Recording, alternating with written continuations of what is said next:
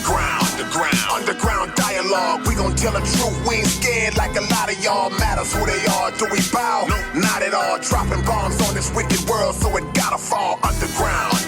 Underground dialogue. We gon' tell the truth. We ain't scared like a lot of y'all. Matters who they are. Do we bow? No, not at all. Dropping bombs on this wicked world, so it gotta fall. From the industry to the Oval Office, we expose the darkest motives of them all and disclose what the protocol is. Thinking and moving logical, stopping every maneuver possible, and apologizing for truth is not optional. We gon' help you with what you go through, reshape and mold you, and sweep over them weak lies they told you. If you living with no clue, we gon' deprogram the old you. What up, man? It's your big your brother K-Rino. It's your boy Key Stove. Y'all are tuned in again to another episode of the Underground Dialogue Podcast, where the name speaks for itself. And once again, sitting in the legend seat, man. This brother has he needs no introduction. At this point, if y'all don't know who this is, then I mean maybe y'all been on the island for 15, 20 years, man. But this brother has forged his way, forged his name in on an international level, in my opinion. I know definitely nationally. Pop culture. Just by being real. Yeah. Just by being unapologetically himself, unapologetically and brutally honest. And his words and his thoughts are not rooted in shock value or sensationalism. They just rooted in how he actually really feels, and it's loaded with a lot of knowledge. So he gonna speak his mind. We don't care if your mama don't like it. We are glad to have our brother back with us, spinning the block, the one and only Mr. Smackwater. What's up, man? Remember? I can hear the motherfucking claps. There you go. I can also hear the jeers to a whole ass. Yeah, you know that's that balance you just got through talking the whole about. interview though, bitch. Without a doubt. That's that balance you just got through speaking of, man. Man, Smack, I don't want to start by saying tell us what you've been doing, because I think that everybody already know working and grinding hard. But I asked you some things on the last episode we did that people didn't get to see, the lost episode we had, but I want to kind of start with that. Niggas like lost episode. Yeah, oh man. They were going back and forth. It might happen again tonight. We don't know, you know. But where'd you get the name Smackwater, man, for a lot of people who may have never asked you that or didn't know? Man, everybody asked me that. Oh, my bad. My pop's name, man. Okay. You know? Oh yeah. Yeah, I've been asked that a lot of times. It was my pop's name. We look just alike. Everybody feel like we look just alike. You know, every last one of his nicknames was my nickname. There's not nothing grand about it. Well, you know, he was a heroin addict, you know, and so he had a whole bunch of heroin nicknames. Like, So he ain't smacked nobody on that water. nah, I have. He didn't, but I have. He's probably, I ain't gonna say probably, he shot a nigga on the smack. Yeah. But he ain't never smacked a nigga on water, but I definitely have. Yeah. I wanted to ask you this here, man. Like, since the last time we talked, bro, I think we have got a new president since the last time we talked.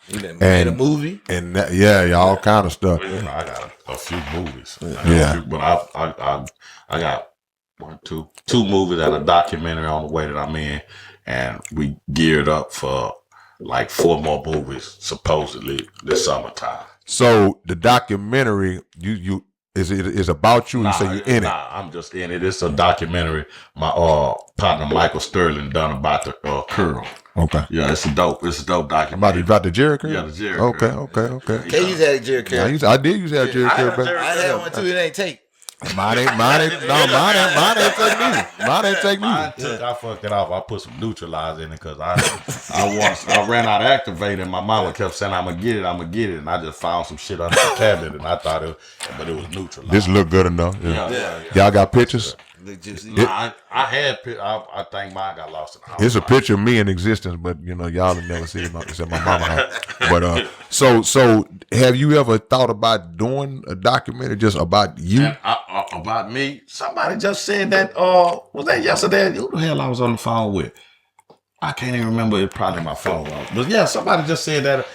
A documentary about me. I don't even think it'll be that interesting. I disagree. Why would you say that it wouldn't be? I talk a lot of shit, man, but my life is really boring. It ain't really, you know. Bro, the last time you were on this show, you said you've been in the penitentiary 5 times. That ain't shit. But I'm saying all that factors into a story that people will want to know. And now 5 times. Some people go 1 time and they gone, but 5 times, and now you back out here doing what you're doing now, and they have become practically freaking famous. So to me, that's a part of the story. Like it's an inspiration that people can pull from. And the intro to where you were telling us about how your mama and your dad with that the shooting and shit. Yeah. Oh man, what? That's the perfect intro. Sometimes people we don't put value on our own self, bro. But I could see, a Smackwater document, and plus you got enough wind under your wings now to where people would be interested because your name is out there like that. You don't think I'm saying looking like that? Me personally, I'm bored. I didn't been involved, but that shit there, I really don't see anything that interesting like a motherfucker. There's some parts in it, but overall, my life really was, I don't know, something like you say, somebody else might, maybe because I lived it, and at this point, I'm like, Yeah. But I really don't see like some grand, like, the Horseman was talking about doing his, and he wanted me to help put it together and direct it and produce it, but he fell back on it. Now I thought Horseman, it's his story. Now that's a great story, because he's really the catalyst for stripping going mainstream. Okay. Horseman is the first person to have a stripper commercial on a mainstream platform. Okay. You know what I'm saying? And I ain't know that. Yeah. The Horseman and the Dream Girl. I remember hearing his name circulating on the radio and all that. All the time. Every starting on Thursday, Friday, Saturday, Sunday. Horseman and the Dream Girl. Right, Horseman Productions. I think Horseman Productions. Yeah. Horseman is a big. It was called Titty Boys before Horseman. Right. Yeah. Okay. It became strip clubs. Right. Wow. It was a big. It was exotic dancing. When it comes to the naked. Well, the first naked I went to was Bessie's in 5th Ward, right there on Cavalcade. The laws burnt it down. Well, the laws did burn it down. The laws burnt it down. The laws burnt Bessie's down. Everybody know that shit. Yeah, My first nigga was Diamonds. Diamond? Yeah. Bessie's was mine. Bessie's was dirty than them all. But see, Bessie's had been around since the 50s and 60s because it used to be like all niggas like B.B. King and Ray Charles them used to come, and throughout the time it turned into a naked, you know what I'm saying? Right. But it was like so what low life. When was it when the laws burnt? What decade was that? Like in either late 90s or early 2000s. Oh, so they went all the way up. They came from way back to the modern time, huh? Yeah, no, Bessie's was in the 90s. Cause when the first time I went to Bessie's, I was I 14 and 89? 89, 90. I was either 14 or 15 first time I went to Bessie's. Yeah. So was the law trying to shake them down and they didn't want to get down? What made them do? Bessie's, it wasn't. I think it was just a hub, and I guess the laws was just tired of it because Houston can be a renegade city sometimes. Yeah. Like when they said the laws would go clean up this and that, I was like, yeah, whatever. You know what I'm saying? He did it for a minute. Yeah. They creeping back though. Hey man, this Houston, and once something gains a notoriety in Houston, that's just what it is. Y'all, it's like the block. Laws jump out, nigga, we run. You know what I'm saying? Yeah, because when they made a movie called This and That on Tubi, I knew that it had arrived at that point. You saw that movie? They got a movie on. I watched it too. Yeah, like so that let me know. It was all right. I watched the whole thing. Yeah. I watched it, but something like that solidifies. You know what I'm saying? Right. You got I got partners who I'll be talking to, and they be like, "Nigga, when I come to Houston, I want to go to this and that." You know what I'm saying? It's a tourist attraction now. Yeah. This and that is a real life. It's a part of it. It's like when I went to New York and I didn't see any graffiti, man. I was mad than a motherfucker. Wow. And I didn't see no graffiti in New York because in my mind, Beach Street and, breaking. All that stuff. Breaking was New York. LA. Well, LA, that's Turbo and Ozone. Yeah, you're right. So when I went, and they were like, man, they been cleaned all that shit up. You know what I'm saying? Yeah. I wanted to do big New York shit. I wanted to jump the turnstile. I wanted to do everything. All that we talk. I went to Chicago, and it was after they had tore down Cabrini Green. and I was sick. I was like, man, I want to see Cabrini Green, and the guy was like, it's gone. Yeah, And I was nigga. like, When I man. went to L.A., nigga, when I went to shout out to my nigga who daddy, man, Compton. Nigga, I went to Compton, nigga. And they talking about the Compton swap meet ain't there. Oh, yeah. Man, I had tears in my eyes, man, because we from a like we grew up with hip hop, and these are monuments, and these are. This is hip hop, man, and y'all taking our history and our culture. That's The landmarks. and shit that, man, that fucked me up, man. When he say, it's a Walmart. I was like, man, y'all. We went to Nip neighborhood. It's a tourist destination now. Yeah. I took a picture next to the wall. But they burnt Marathon. When I went, Marathon was burnt down. They had a gate around it. Niggas had burnt it down. I was like, damn, man. But us as black people, man, we can't see any kind of nothing for each other, man. We can't see each other progress. We can't see each other. It's a lose-lose with niggas, because if you stay around niggas and you having money, niggas gonna kill you. Yeah. If you move away from niggas and you having money, you're a bitch-ass sellout. Yeah. So what the fuck am I to do with you bitch-ass niggas? Right. Yeah. What am I to do with y'all? Yeah. I can't even stay and help you bitch-ass niggas. Yeah. I don't even want to be around you niggas, man. Yeah, because you niggas take my success as putting it in your face. Right. You don't take it as inspiration. You don't take it as I was about to say, look at me. This could be you. I'm from where you from. I was right there. Yeah. No, bitch ass nigga drive a Camry up here every day. Hoe ass nigga. Don't pull no bitch ass Maybach up here every day. Hoe ass nigga. Yeah. And you could, it's I always say, you could say, I'm giving out 1,000 bikes to kids.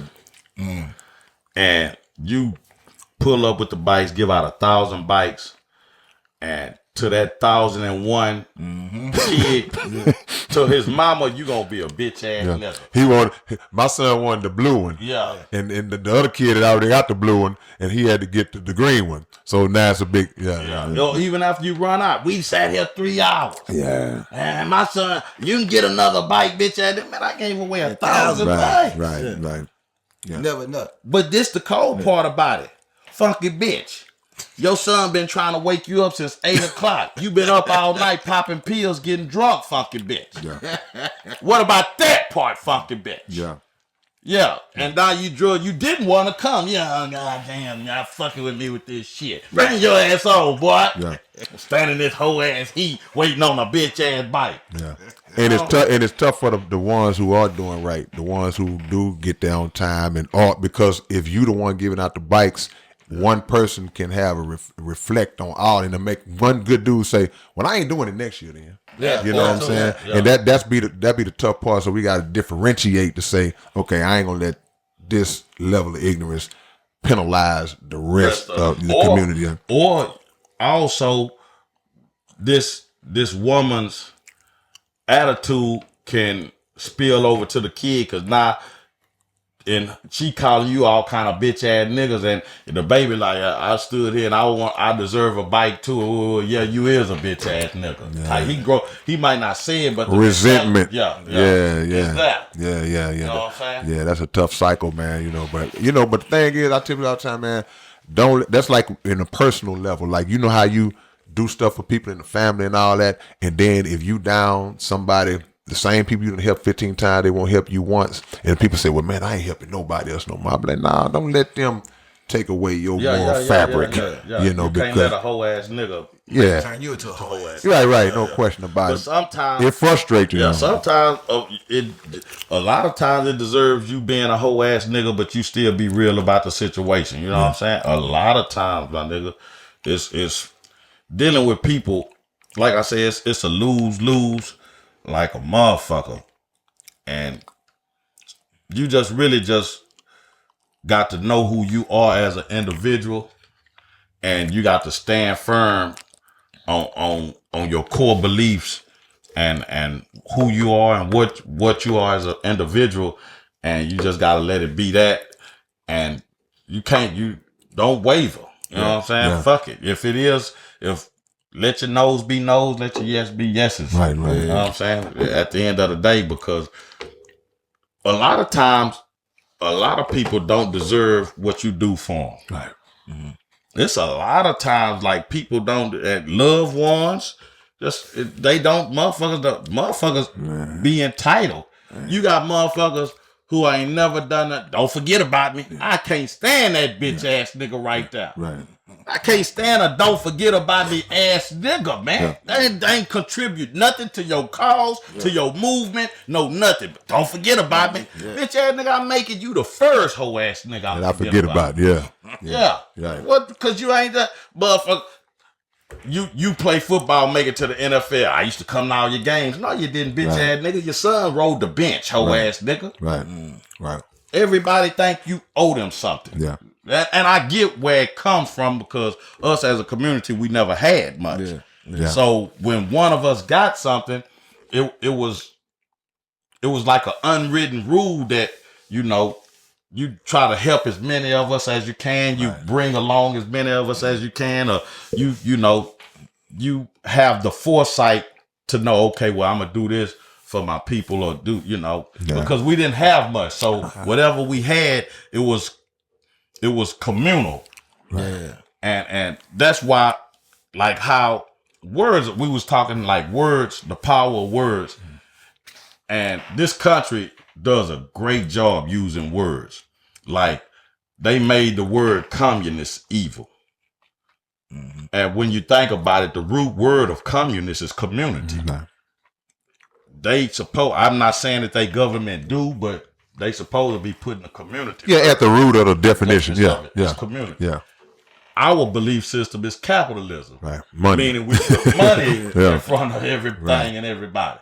So if the one that put people ahead of everything or the one that put money ahead of everything, which one is evil? They saying the one with the people. That's what we say. Communist is evil. Yeah. They always painted anything communist as evil. Yeah, that's crazy. Yeah, Capitalism is righteous. Yeah. And that's the key. They'll present the word, but they don't live up to the meaning of the word a lot of times. Oh, so they definitely live up to capitalism. Yeah. Without a doubt. No, that's a fact. That's a fact. They definitely. I want to ask you, have you gone through that or experienced that where people now looking at you and your name and your celebrity, your fame? No money, man. But they don't. People out may not know that. Oh shit! Like everybody that need to know. Yeah. Okay. So you don't get the, hey man, what's up, man? Look out for your boy.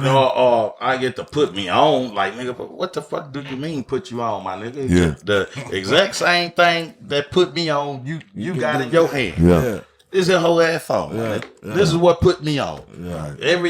A camera on a phone, my nigga. So all that. But now, everybody, man, I stay in niggas on Texas, my nigga. I ain't went nowhere. Yeah. I'm not no nigga that try to live beyond my means or try to present myself to be something that I ain't. Yeah. I ain't never. As a kid, growing up poor was one of the worst feelings, to have to endure, go to school with wieners clothes on. I did. I had Etonics. Yeah. Hey man, I had them unbelievable. Dream did the thing. Dream made it too affordable, so you can wear them Etonics, man. That motherfucker was made out of tire rubber. wieners. Yeah, that motherfucker tire rubber, nigga. That motherfucker, that was made by Michelin tire like a motherfucker. Cause Jordan was $65 when they first came out. That was insane back in the day. $65. I ain't been on $65. Breeze was the first one. That was $100. Breeze. Right. And I remember I asked my mama for them motherfuckers. She slid me in the clothes rack, nigga. She picked that up. I ain't buying no 100 motherfucking. That was unheard of. No, that was unheard of. Yeah. I couldn't get no shoes unless they came out of wieners. So I had to flip it. I had to get it feeless. Yeah. See, but these kids are gonna grow up not knowing that was a point in time when designer didn't exist. Like that wasn't a thing. Yeah. It was an anomaly. Yeah. If somebody was walking through the school and had you looking at them like, man, what kind of family you got? Because everybody was in the same boat, even though their rank on you. Jordan was the first designer, like hood designer shit. Yeah. What I'm saying, you know what I'm saying? That was later, but I'm saying like when I was young, wasn't no designer. Nah. Wasn't no. Nah. okay, you had You had moments jeans, throughout- you had some certain jeans, stuff like that. when Yeah, they- Jordan they had Dash and all that. Jordan, that's what I meant. Yeah, Jordan. yeah. They had a commercial, Right, Calvin Klein, right, but it right. really wasn't. You know what I'm saying? We wasn't really tripping like that on that. Nah, I You just know? got to have it. Yeah, type yeah, shit, yeah. Now Polo was big back in the day. Yeah. Rayon shirts. Yeah. Rayon Yeah, shirt. Polo and old people, you wearing the fake Polo, the Hunt Club and all that stuff, getting ranked up. My uncle got me slid in Northwest Mall by my grandmother behind Panama. I didn't even fucking know what Panama Jack was. My uncle was at Smiley. He was in high school, so He got him slid. Yeah, I didn't know what the fuck Panama, but he was in high school, so he had more of a fashion sense. Yeah. I was in the fucking fourth grade. I was getting ready to go to the fourth, and we at Northline Mall in the Foley's at Northline Mall. I never forget, man. Never forget that whole ass. Shit. My uncle's on to my. We was over there by Panama Jack and Ocean Pacific. Yeah. And he said, go ask mama if you could have a Panama Jack shirt. I didn't fucking know. Yeah, you know no better. Yeah, he set me up for failure like a mother. Yeah. I got you. Can I have this here, this Panama? Boy, I send you to school to learn, not for no motherfucking circus. And, you know, me, I done the worst thing a kid can do. You nigga, you poked your motherfucking lip out. Man. You better fix your motherfucking face. Man. And I mumbled under my breath. Man. She didn't even look back, nigga. Just fuck. Yeah, with Get precision. me clean into the clothes. And you remember the clothes used to be on the little Yeah. Nigga, I came out that motherfucker looking like the Joker when I came out. Yeah. Smiling hard in the motherfucker. I was acting a fool in Kmart one time and run the same little circle of clothing. I was too tiny. I got slapped in Kmart, bro. I never will forget it. That shit, that never. Appreciate that, wasn't mama. Shit. Yeah. Yeah, fuck yeah. Yeah. You better not do that shit today, though, Then boy. he gets back in the little clothing. What all of a sudden, like, what the hell? Yeah. Nah, she kept telling me to get out. Come out on, Yeah. like, yeah. Yeah. Shit. No, man. Yeah, but designer shit really wasn't no big thing in the hood like that. Though, Yeah, you know what I'm saying? But when Jordan hit, and Jordan helped usher in a whole era, especially amongst our age group, of acknowledgement of okay, but I couldn't afford it. But you know, it was a clear the determination of who was poor and who would, you know, that. You know. They helped to differentiate. Yeah, no, that's a hell of a point though on the cool because they had the fake Jordans. Oh, With the pro wing hoops. Okay, yeah, they had the fake, but they had the ones that looked just like the original. Yeah. And somebody had a nerve to wear them bad boys. It's like Jordan was on that motherfucker sleep. the ball was deflated on it. But somebody would come to school wearing them things like and you finna get roasted into oblivion. My tea lady, right? Jordans had just came out, and my tea lady was a scamming motherfucker back in the day, a fake car rig having. My aunt was like that. Yeah. And Copper Turner like 8 times. He was a fake car rig doing that nigga back. But the little what's the call when you get the money came in? The settlement. Oh, settlement. Yeah, Okay. the settlement came in, and we crunked the whole week. My money finna come every day. She on the countdown. When the money get here, I'm gonna get all y'all $100. Mm-hmm. So in my mind, already nigga, I'm finna get me some joy. Yeah. And that money came. My stepdad say, "You don't get them boys that motherfucker buzzy." He say, "I'm gonna go get them some shoes." Oh man. They came back with some guns, nigga. Man. Oh man, That boy was wounded. Yeah, I was hurt. Yeah. The next morning, we get up for school. My mama like, "Where them shoes at, boy?" I say, "They in the closet. You better put them motherfuckers on." Yeah. Time to go live and step into the. Motherfucker want to know why a nigga talk so much shit, why I'm so good at it. Yeah. Poverty will, builds character, nigga. If you Make like or break that, it. Make or break it.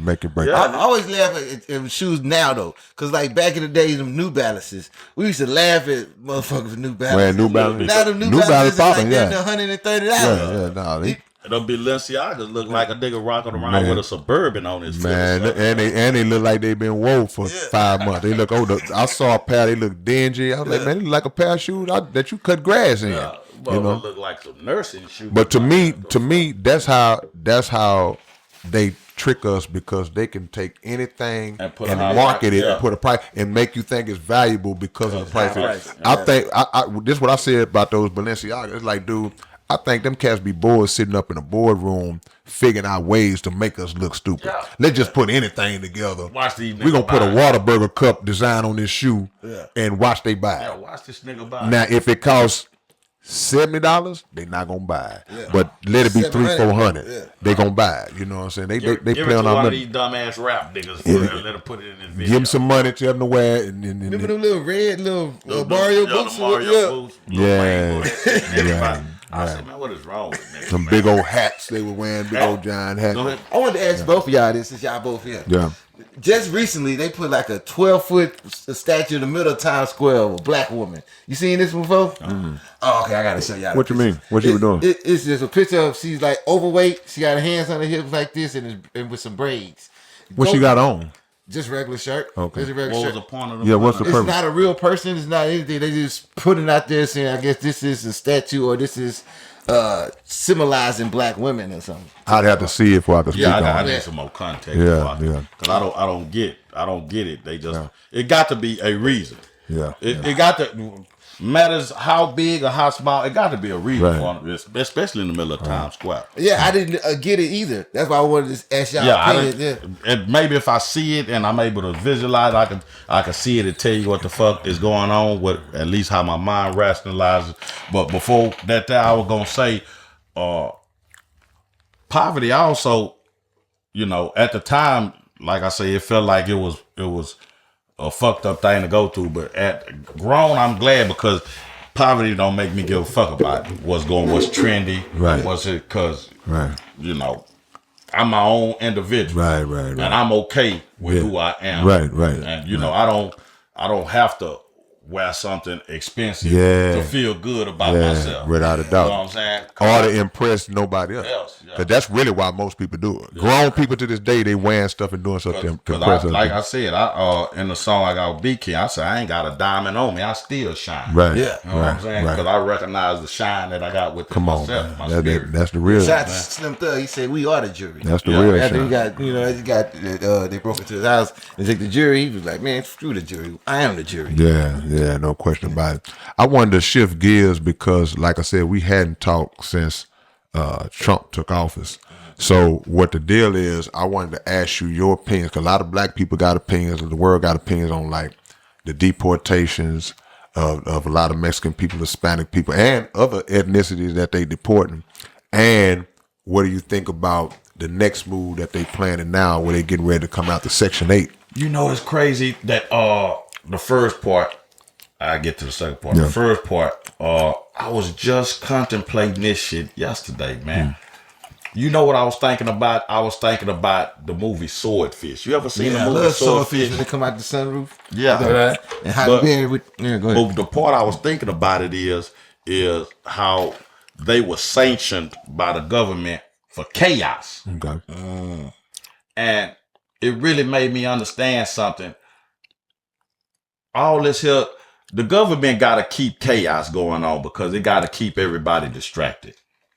It got to keep us at odds because if we all focus, if we all come together, because racism is a problem in America. But racism is a sanctioned chaos by the government. It's a necessary evil that the government needs. I agree with that. They need people to be Division. Yeah, they need as much division as possible. They need as much chaos. They need as many distractions as they can come up with. So immigration is just another distraction. It's like, man, you don't think them people could actually, if they just really wanted to stop motherfuckers from coming in this country? Do you know when they had a trade embargo on Cuba, nigga, you couldn't sneak one motherfucking Cuban cigar in this country? You feel what I'm saying? You couldn't get one Cuban cigar in the country. Right. One. Right. You couldn't get it in here. Right. You can flood it now. That's just like the principle of arresting black folks for selling crack back in the 80s and 90s, but y'all bringing it how in. y'all getting it in here? Yeah. You know, y'all got border patrol and all that, but it's steady, cocaine steady getting up in here. So, Piling across the board. Yeah. George Bush. I was at work in George R. Brown Convention Center, and the ballroom on the 3rd floor is named after George Bush. And I done I never got to post it, but it's in my phone. And I in the post I told niggas, I say, man, you see, if you look around, man, this country always tells you what they think of you. It's sometimes it's overt, sometimes it's covert, but they're all gonna tell you what they think of you. And by them naming this ballroom after George Bush, when it's public knowledge that he was the mastermind behind flooding. Right. In Katrina. Yeah. He was the mastermind. He was the mastermind behind 9/11. Yeah. Now you talk about the son. No, the father. Okay. The son was a puppet. Okay. Dumbass, cokehead ass nigga don't know nothing. Yeah. You know what I'm saying? The father was head of the motherfucking CIA.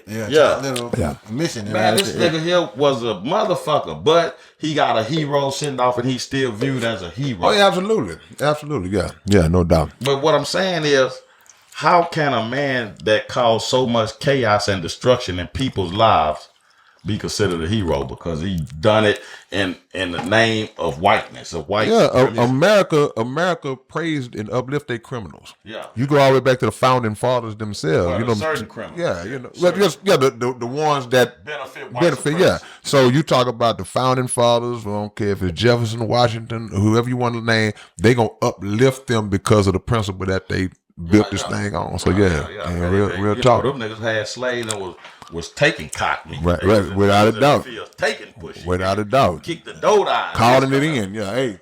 Yeah. Sally.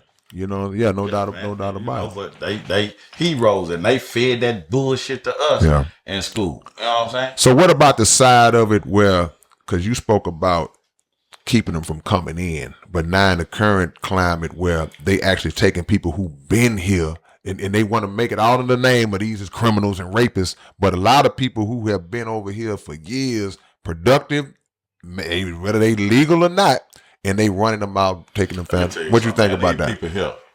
These people here is full of shit. At the end of the day, man, they full of shit, man. Flat out, man. I think it's fucked up if people is over. Nah, you got some crazy motherfuckers over here who's committing crime, but you got some homegrown terrorists that's just as dangerous as anything that crossed the border. No doubt. You know, so I'm neither really here nor there on that because one, this earth, motherfuckers fight over territory and say this is ours. No, that ain't bitch ass nigga. Yeah, especially when you took something. Yeah. Take this shit with you when you die, without a doubt. Take this shit with you when you're gone. Yeah. Motherfuckers create all these, like I just said earlier, man, all these different divisions and all this different all this shit here is about control. At the end of the day, it's about the elite and the people in positions of power and positions of control wanting to keep control. Because it's like religion. Religion is a form of control.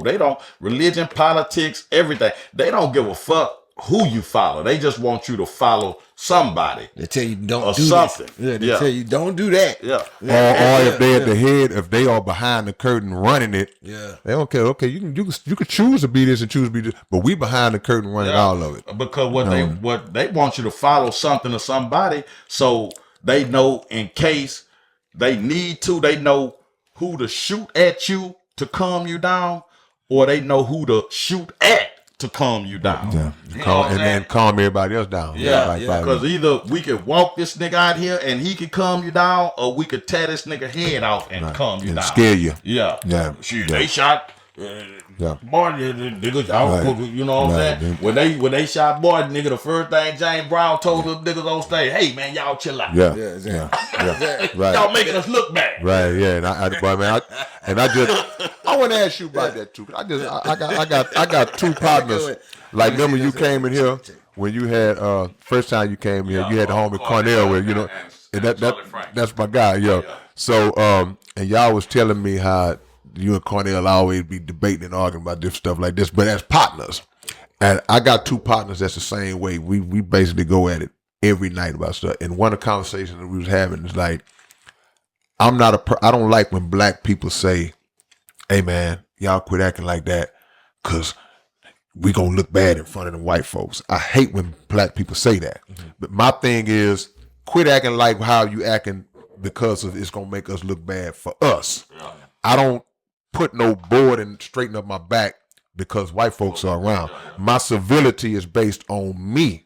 So a lot of times, a lot of black people, we had this thing where we gotta speak a certain way and act a certain way because we don't want to look bad in front of them. And that bothers me. What's your take on that? I call that honorary whiteness. It's Okay, a I got it. disease. Niggas strive for honorary whiteness. Yeah. You know what I'm saying? Yeah. That's a disease like a motherfucker. You got a bunch of niggas that, any nigga that tell you to vote, honorary whiteness. Yeah. You know what I'm saying? Jay-Z, Beyonce, honorary whiteness. Kanye, dog. It's another disease I came up with. I call it the J and Ye disease. Yeah.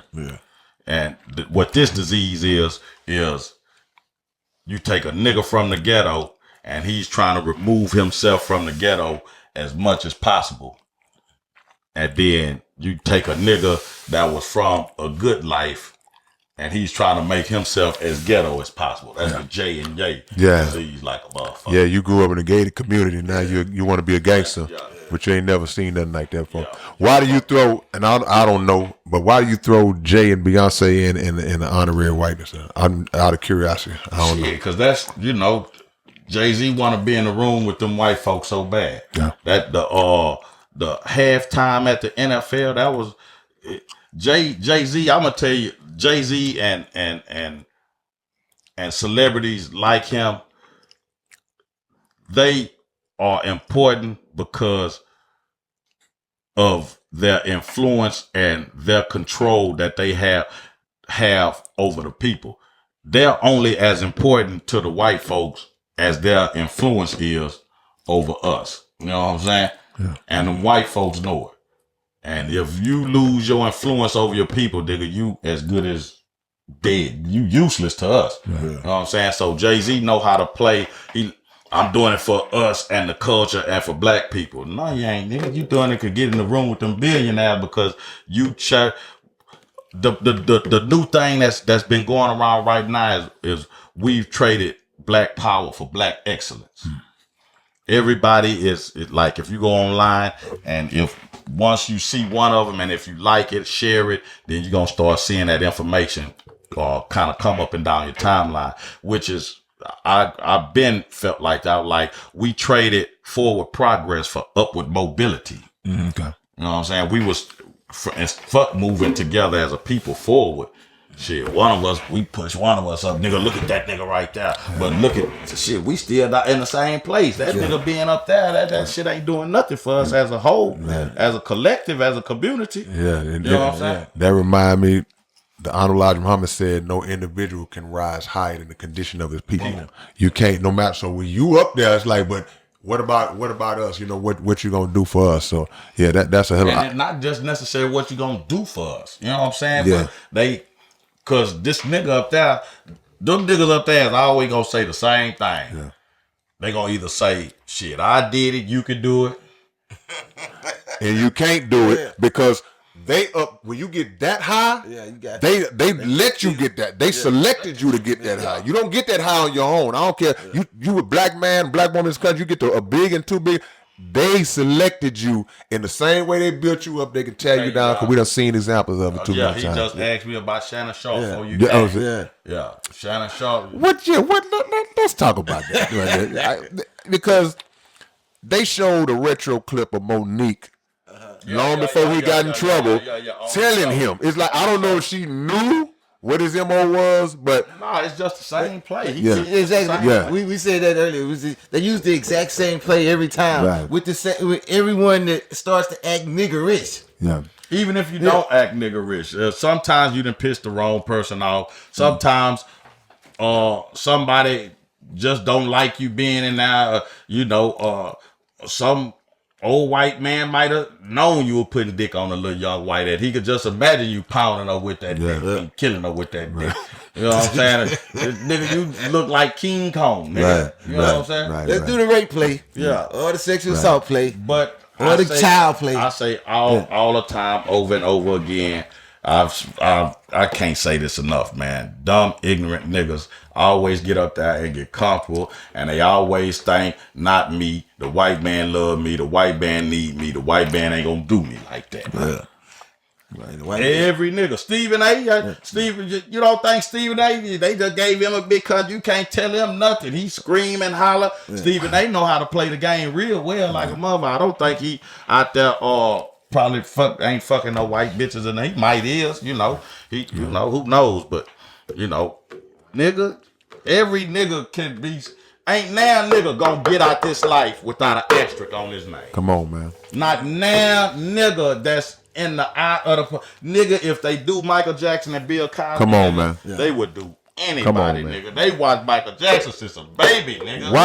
Why do we ignore the examples that came before us, like you said, Mike and people like that? Why do we ignore Niggas that? think not me. Can't have house nigga. They think it's not house nigga. Man, that nigga, every nigga that's up there in the house nigga, that nigga, they looking at us. You niggas like, nigga.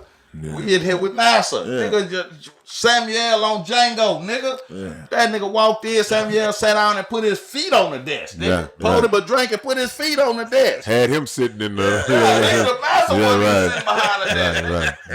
Right. These niggas is going in NASA office putting their feet on the desk. That's crazy. And you can't tell it, man, these niggas, they all think not me. You know what trips me out? They think they the exception. Every nigga think they the exception. And I'm speaking this from just down on our level.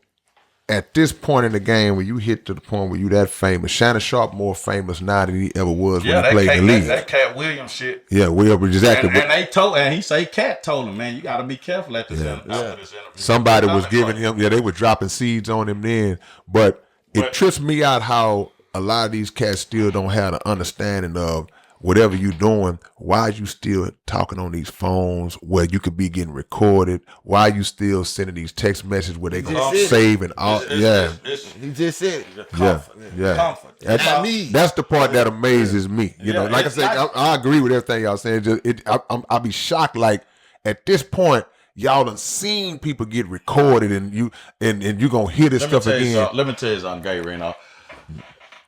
I used to sit out on the block every day and watch niggas go to jail. But I still used to sit out on the block every day. Right. You know what I'm saying? Right. And I was comfortable. Not me. Not me. And I was comfortable. Crazy to me. You know what I'm saying? So crazy to me. Comfort is a motherfucker. And you know, this is just a tool for communication. So either you gonna talk on this motherfucker or you gonna send a text message. A motherfucker can screenshot a text message. Yeah. You can DM them. And it's a monitoring device too, man. That's what it is. Say, man, let me say this, man. At the risk of sounding crazy than a motherfucker, and I've been meaning to do a post on it, but I've been mulling over, going back and forth because I'm like, man, am I crazy or is it coincidence or is it energy just that motherfucking strong? So it's a movie that came out. The name of the movie is Entanglement. I seen it like 3 years ago. Mm-hmm. Good ass movie called Entanglement. If you ain't seen it and you into like multiverse type shit and like parallel universes type shit, and you really and I couldn't remember the name of the fucking movie, man. I couldn't. I'm like, what the fuck is the name? I wanted to look it up because I wanted to see it again, but I never said it. I'm thinking it. Man, it just what that was 3 days ago. I couldn't even remember the name of the motherfucker. I cut on my Fire Stick, and unbeknownst to me, it's the first movie. I don't even remember the name. I was like, damn, what this here is? And I hit that motherfucker, and it came. I'm like. And I stayed by myself, and I went to looking around. Like, man, yeah. How y'all know I was trying to figure it? I never said it. That was just right. Brain. That's crazy. So I'm like, man, and like I said, at the risk of sounding crazy, I'm like, man, are these people like on some like picking up brainwave type shit, man? Because I already know you could say some shit and cut your motherfucking phone on and still on. Man, I want pizza tonight. I got a taste for some pizza. Domino's, Pizza Hut. All right there. Be like. Man, going on with the bullshit. Right. So in my mind, I'm like, Cause man, you can't put nothing past these people, man. These No, you people can't. are always they on some shit, man. If you've seen it in a movie or on TV, man, them people ain't just showing you that. Come on, shit man. for Come on, nothing, man. These people the Jetsons came out Come on, in man. 1966. Come on, man. Visiphone. Yeah. That's what they used to call it on the Jetsons, Yeah. the Visiphone. They get right there and it's like you looking at y'all. Next thing you know, pops up. FaceTime. Yeah. Now, the years later, we got FaceTime. We used to joke about, man, that'd be live. We could get on the phone and talk and we could see each other. We didn't even perceive that could be possible.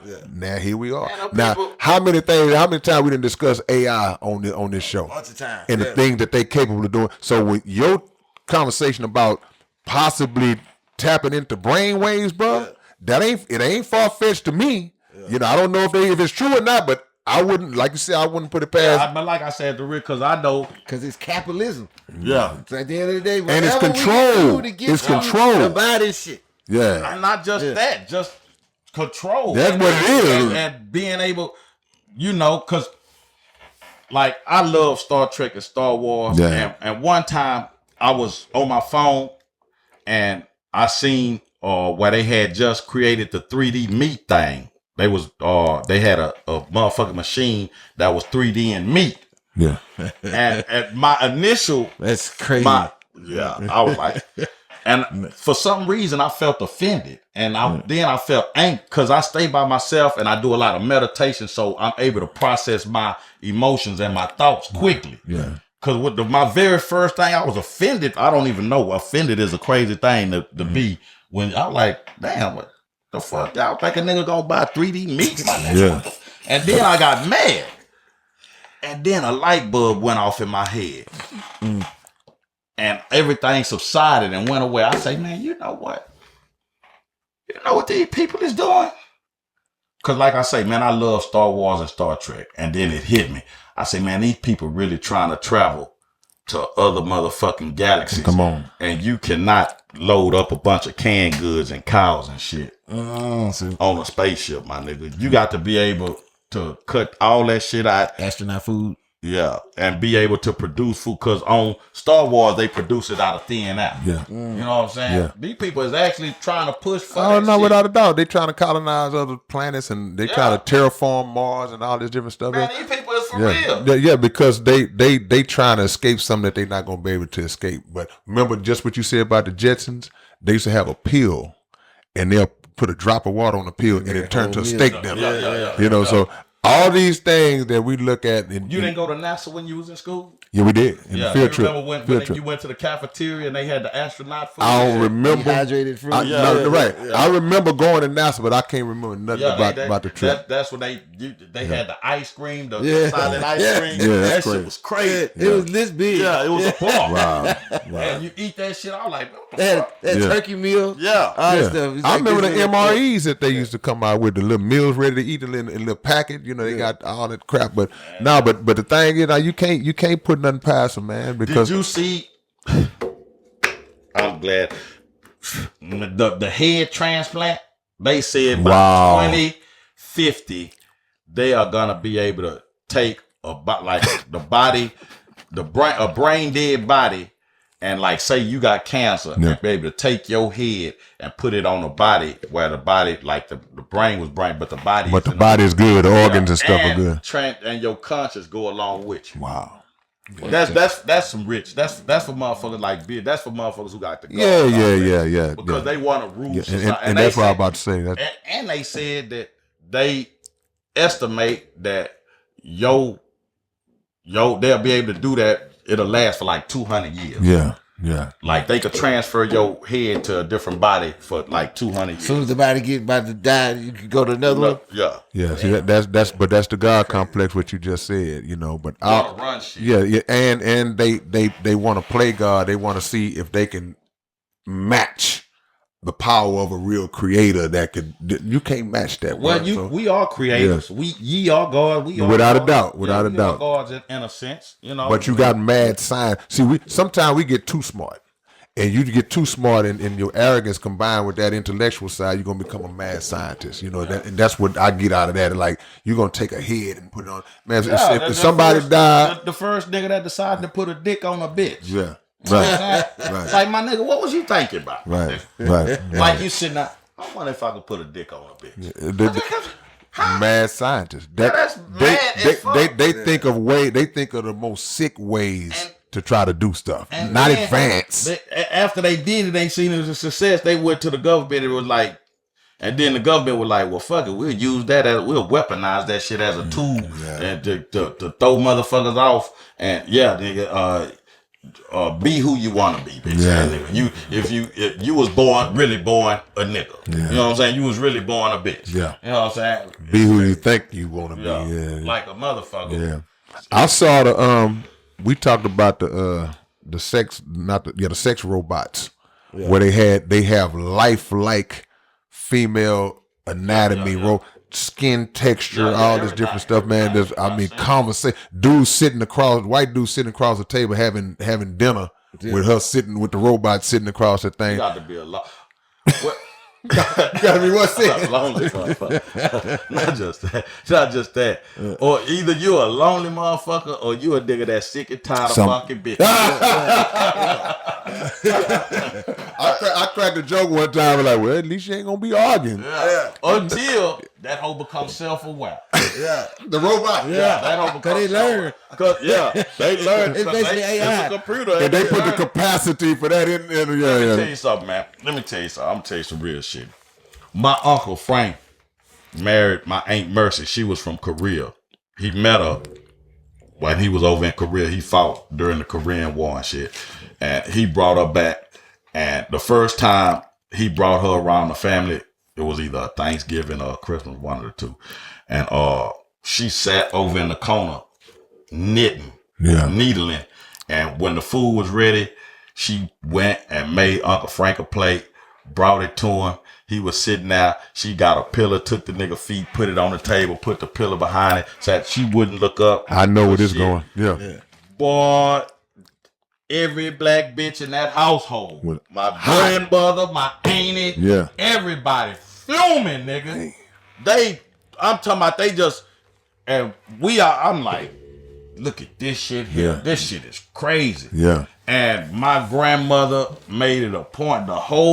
She went to start kicking it with Mercy every day, nigga. The very 1 year later, we up in that motherfucker, and the food was ready, and Uncle Frank told her, Mercy, the food ready. Fix my plate. Fuck you, Frank. I'm like, oh, you let black bitches kill you. You a biscuit head nigga. You let black bitches fuck off the perfect bitch, cake ass nigga. You remember Eddie Murphy did that? Yeah, that's all I'm thinking in my mind. Fuck you, man. Man, my grandmother, them fuck ain't Murphy, man. And They still together? Yeah, they hanging her. She over the money and everything. Yeah. She fully Americanized. Yeah, because when she doing that shit there, every nigga in that looking at bitch ass nigga, what you looking at they woman. Yeah. And that's why the women got mad. Yeah. Cause they like, I ain't finna do none of that. So don't put the pressure on me. Yeah. Wow, that's crazy. I said, man, that fucked me up, man. Yeah. The very next year, man, Aunt Mercy was transformed. Man. Yeah. I say, boy, that's cold blooded, man. Yeah. Black women are motherfucker, man. And y'all do not feel. And there's so much bullshit going on right now. And that's another part of the division amongst black men and black women, the submissive and the control and 50-50. Man, I seen a little bitch today online, man. This little bitch here almost made me throw my phone into the wall. It was a nigga, you know, they be going on little mics. Yeah, and he going on what?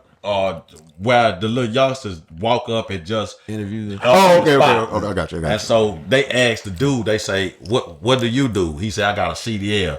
The little dumb biscuit head ass bitch, what's a CDL? Mm-hmm. He said, I drive trucks. She was like, what the fuck I look like with a truck driver? I'm gonna get I need $1 million now. And then he say, well, what you do? The bitch say, I'm a risk taker. I don't even know what the fuck that is, man.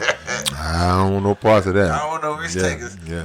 I don't know what kind of risk you taking. That's what I'm saying. Yeah. The bitch said, I'm a risk taker. That would fuck me up. I'm like, God damn. You know what I'm saying? Yeah. I took a whole bunch of risks. But Yeah.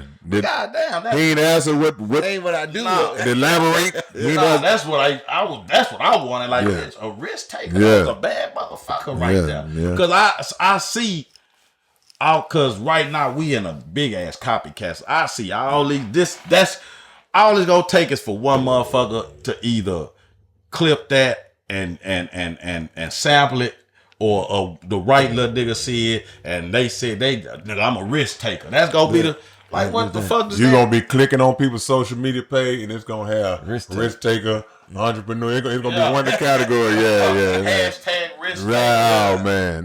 Like, what the fuck is you saying? Yeah. Like, what are we saying? Because all you niggas that hashtag risk taker, get what the law's gonna do. They just gonna subscribe to risk taker. Come on. And they wanna, nigga, what kind of risk this nigga taking? You know what I'm saying? You own that with stacks of money out here, and then they hit your motherfucking name. Nigga, you ain't got no paper trail. You ain't got one, you 19 and you showing 40 motherfucking racks. Yeah. Right. Come on, man.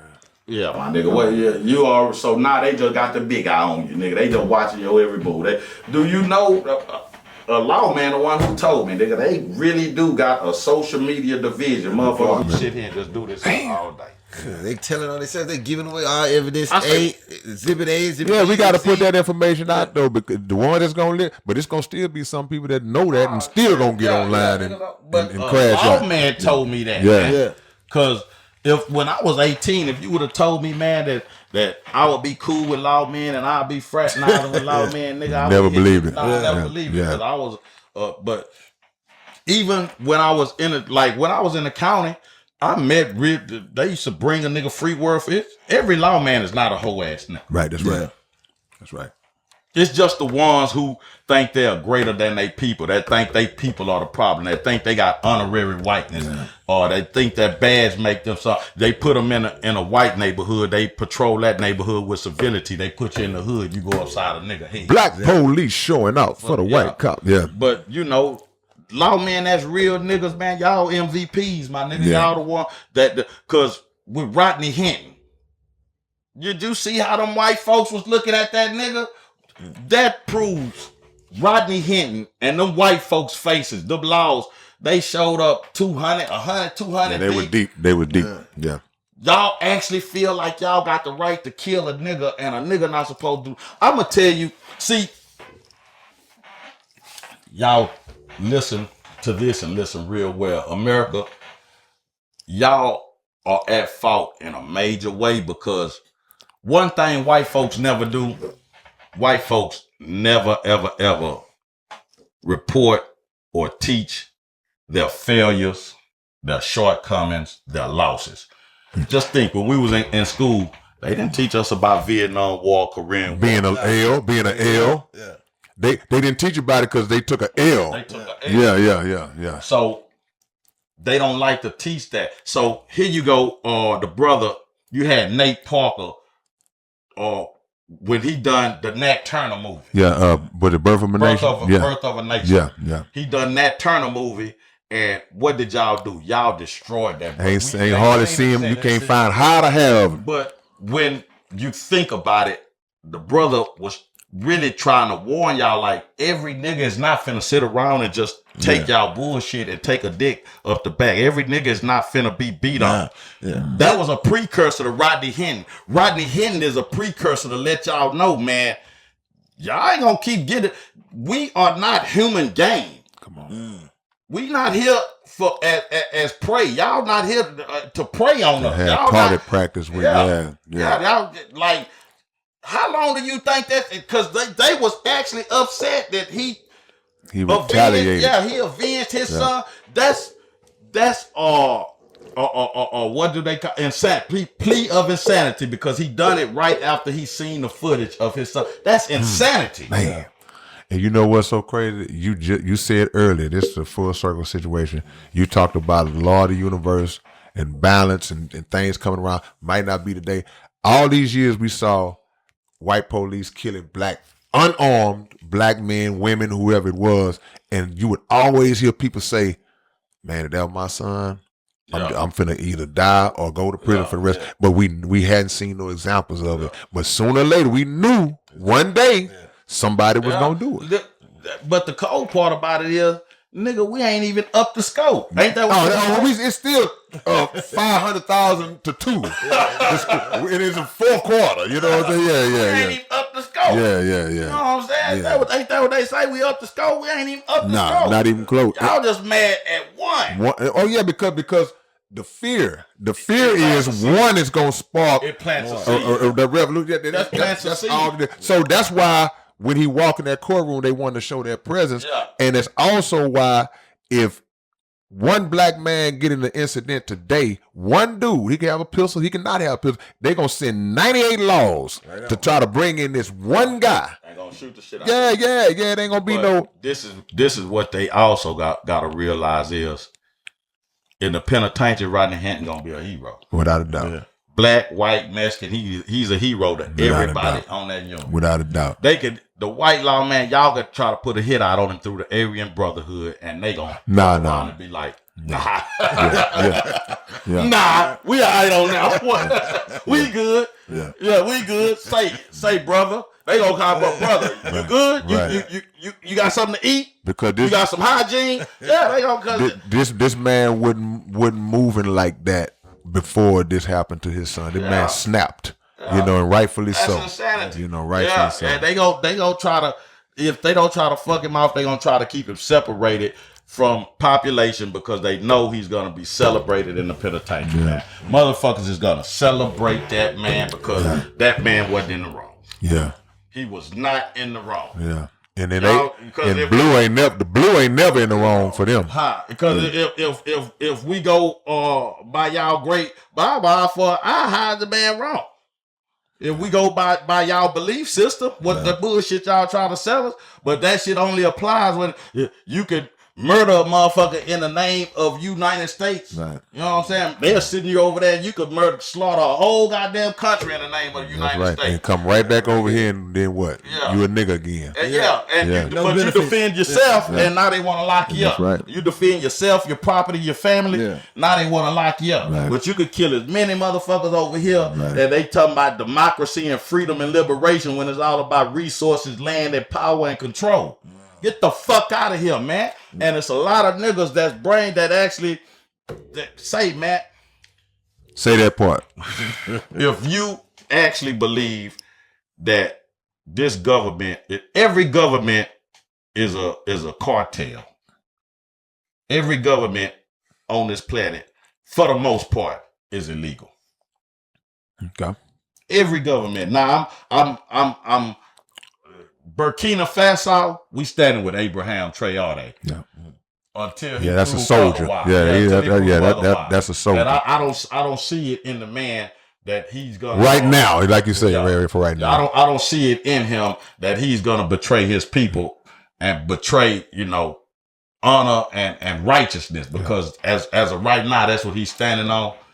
And but for the most part, every other, if a white man is in the government, it's some crooked shit going on.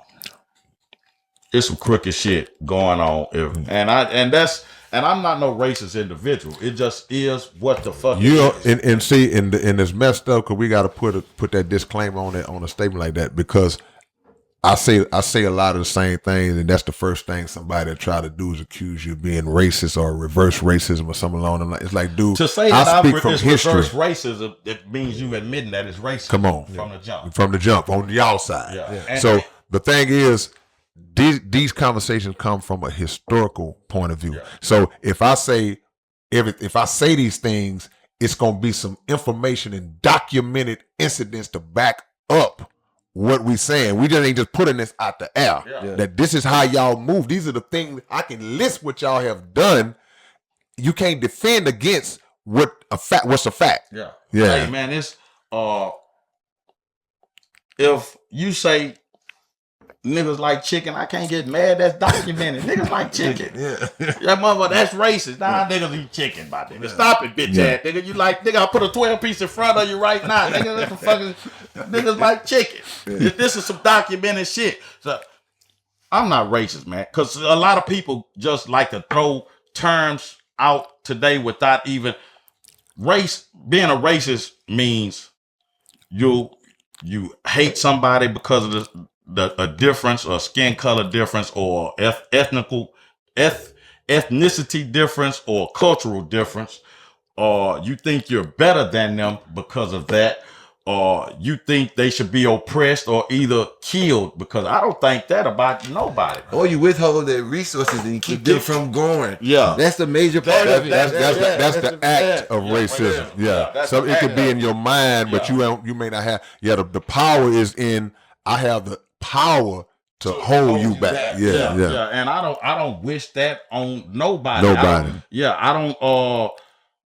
Now you can say, because I seen when Farrakhan done, was it Farrakhan or Umar, the racist, like, now that was because Farrakhan, like, I'm a violinist, and that means, as I do want better for my race, and I'm not mad at anybody else that want better for the race. Absolutely. But when you go to trying to prevent me from bettering myself and my people, then that's where the problem in lies. Because I'm never gonna stop you from trying to better. When has a black person ever tried to stop a white person in this country from bettering themselves? When have we ever got in the way of your progress?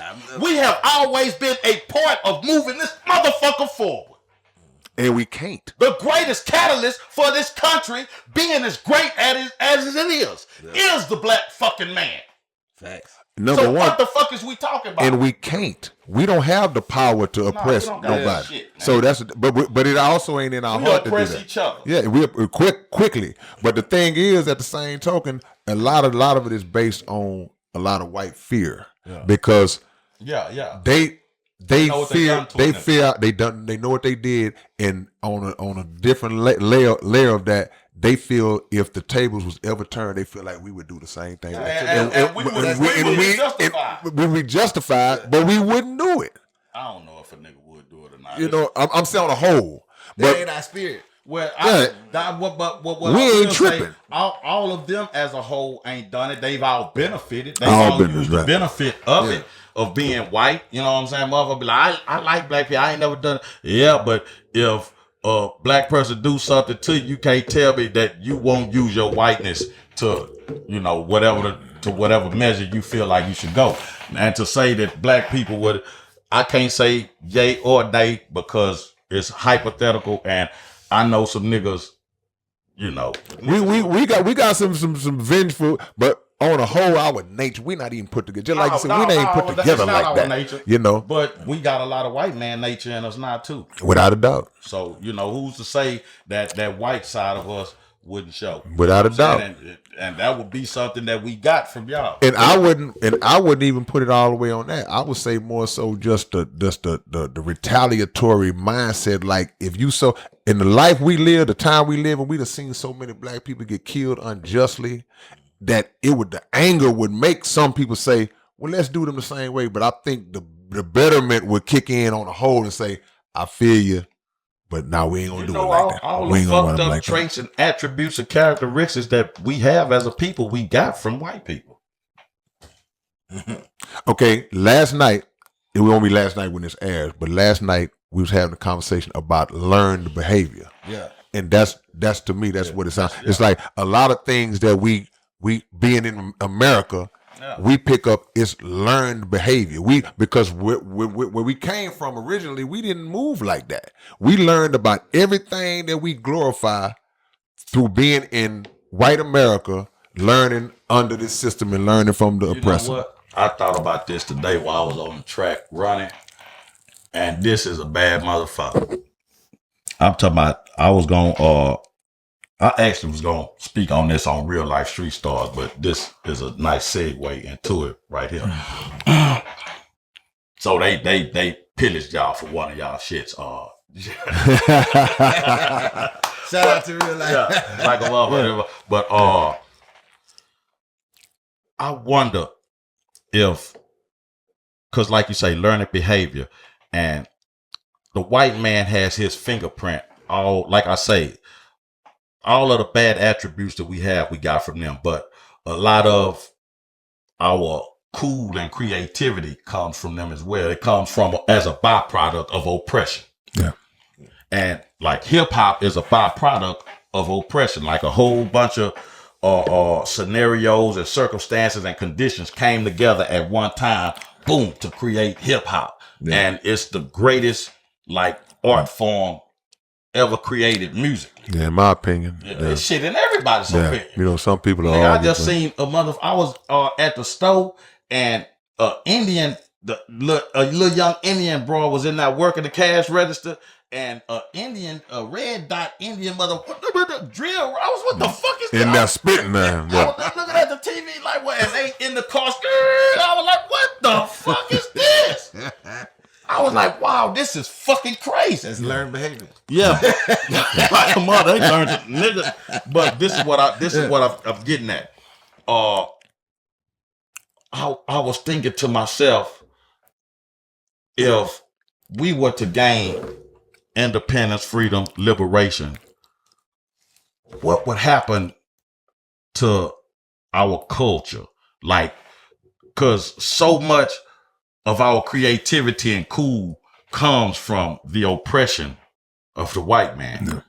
We are cool as fuck because we've been dealing with the least and the minimum and the bare minimum and the basics of existence just to survive. Yeah. And it makes us take this little bitty thing and we turn like the worst of the worst, we make the best out of it. Best of the best. Yeah. Nigga put on a potato sack and a nigga walk down the street, you be like, I need to get me one of them potato sacks.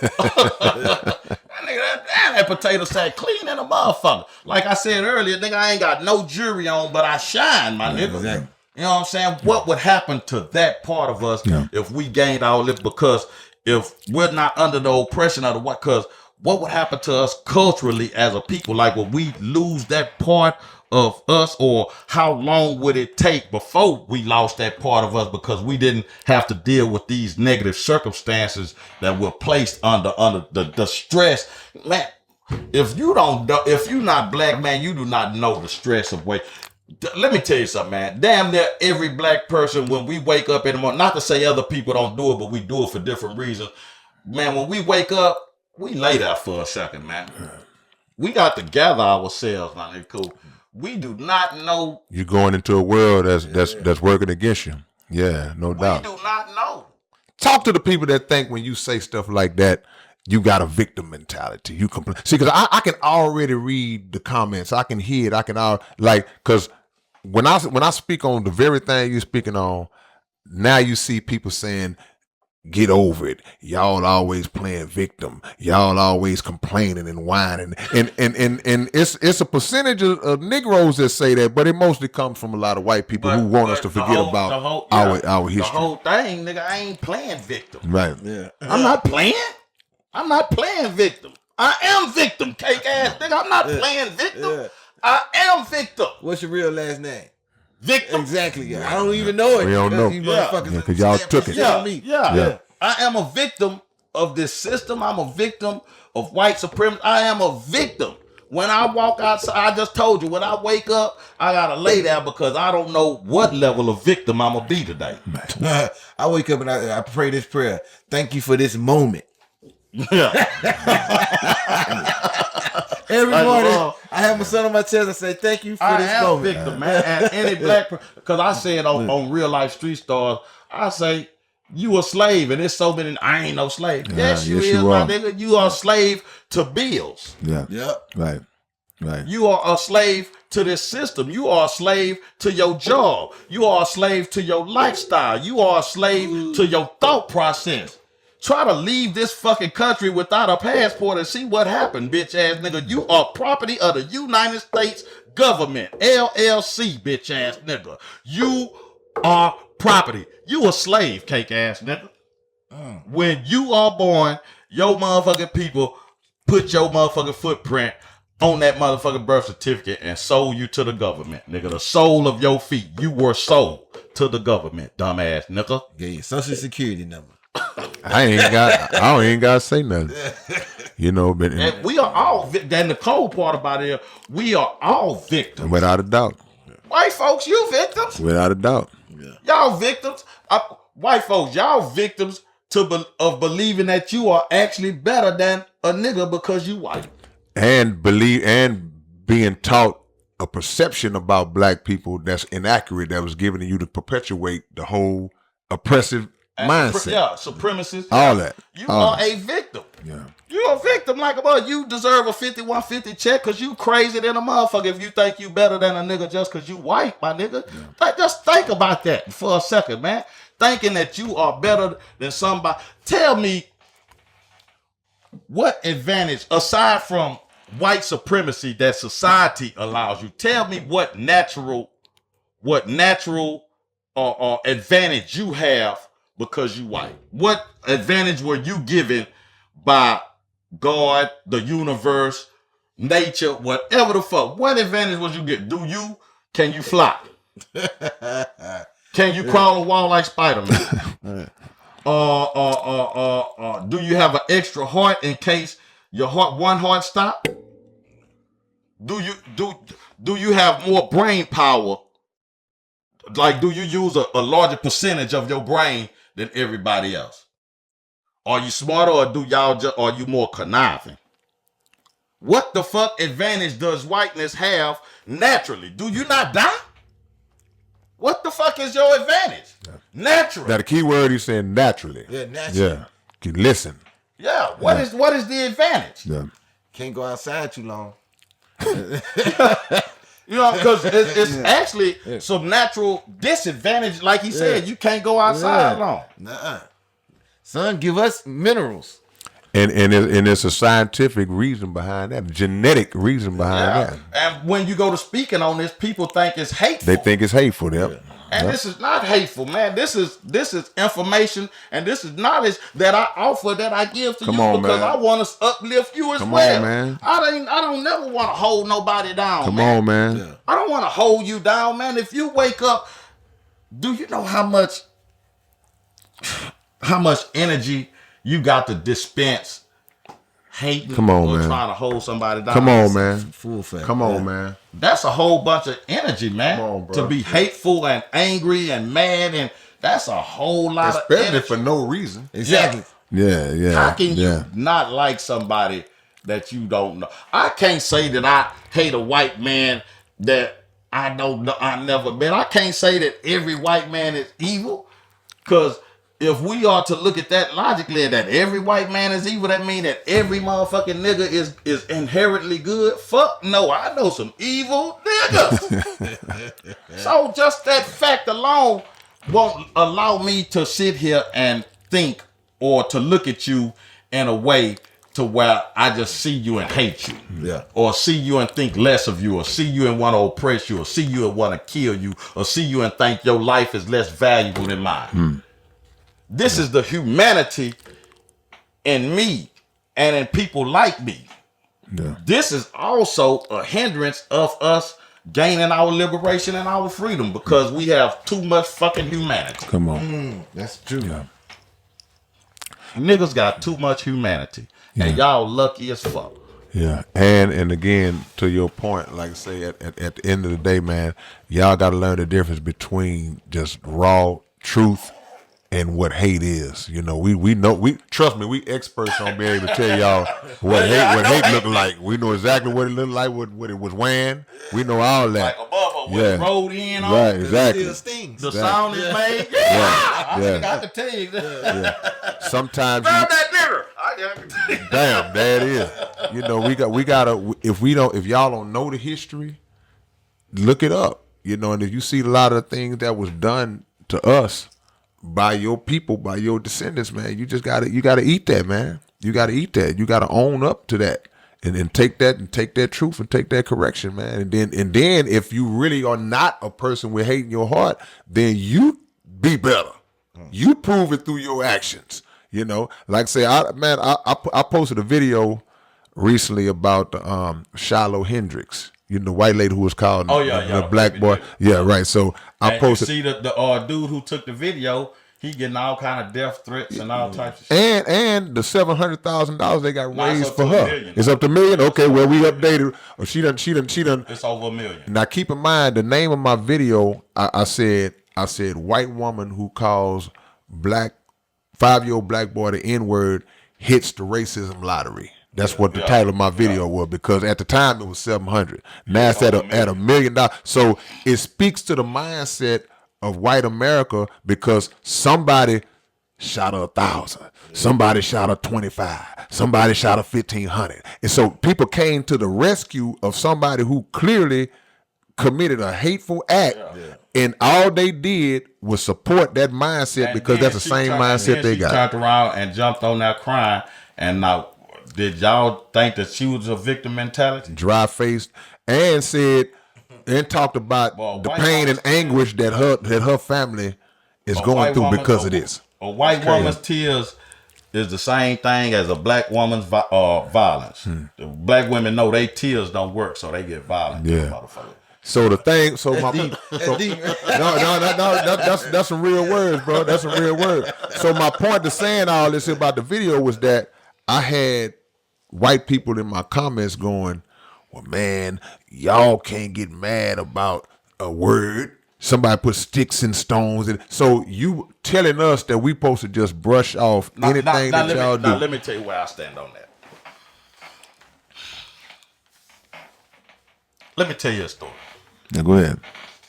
So it was a black boxer and a white boxer. They fighting. Black boxer punishing the white boxer. Round after round punishing. So after the 8th round, white boxer go to his corner, and his trainer asked me, say, "Man, you get killed out there, man. Do you want to win this fight?" He said, "Yeah, I want to win."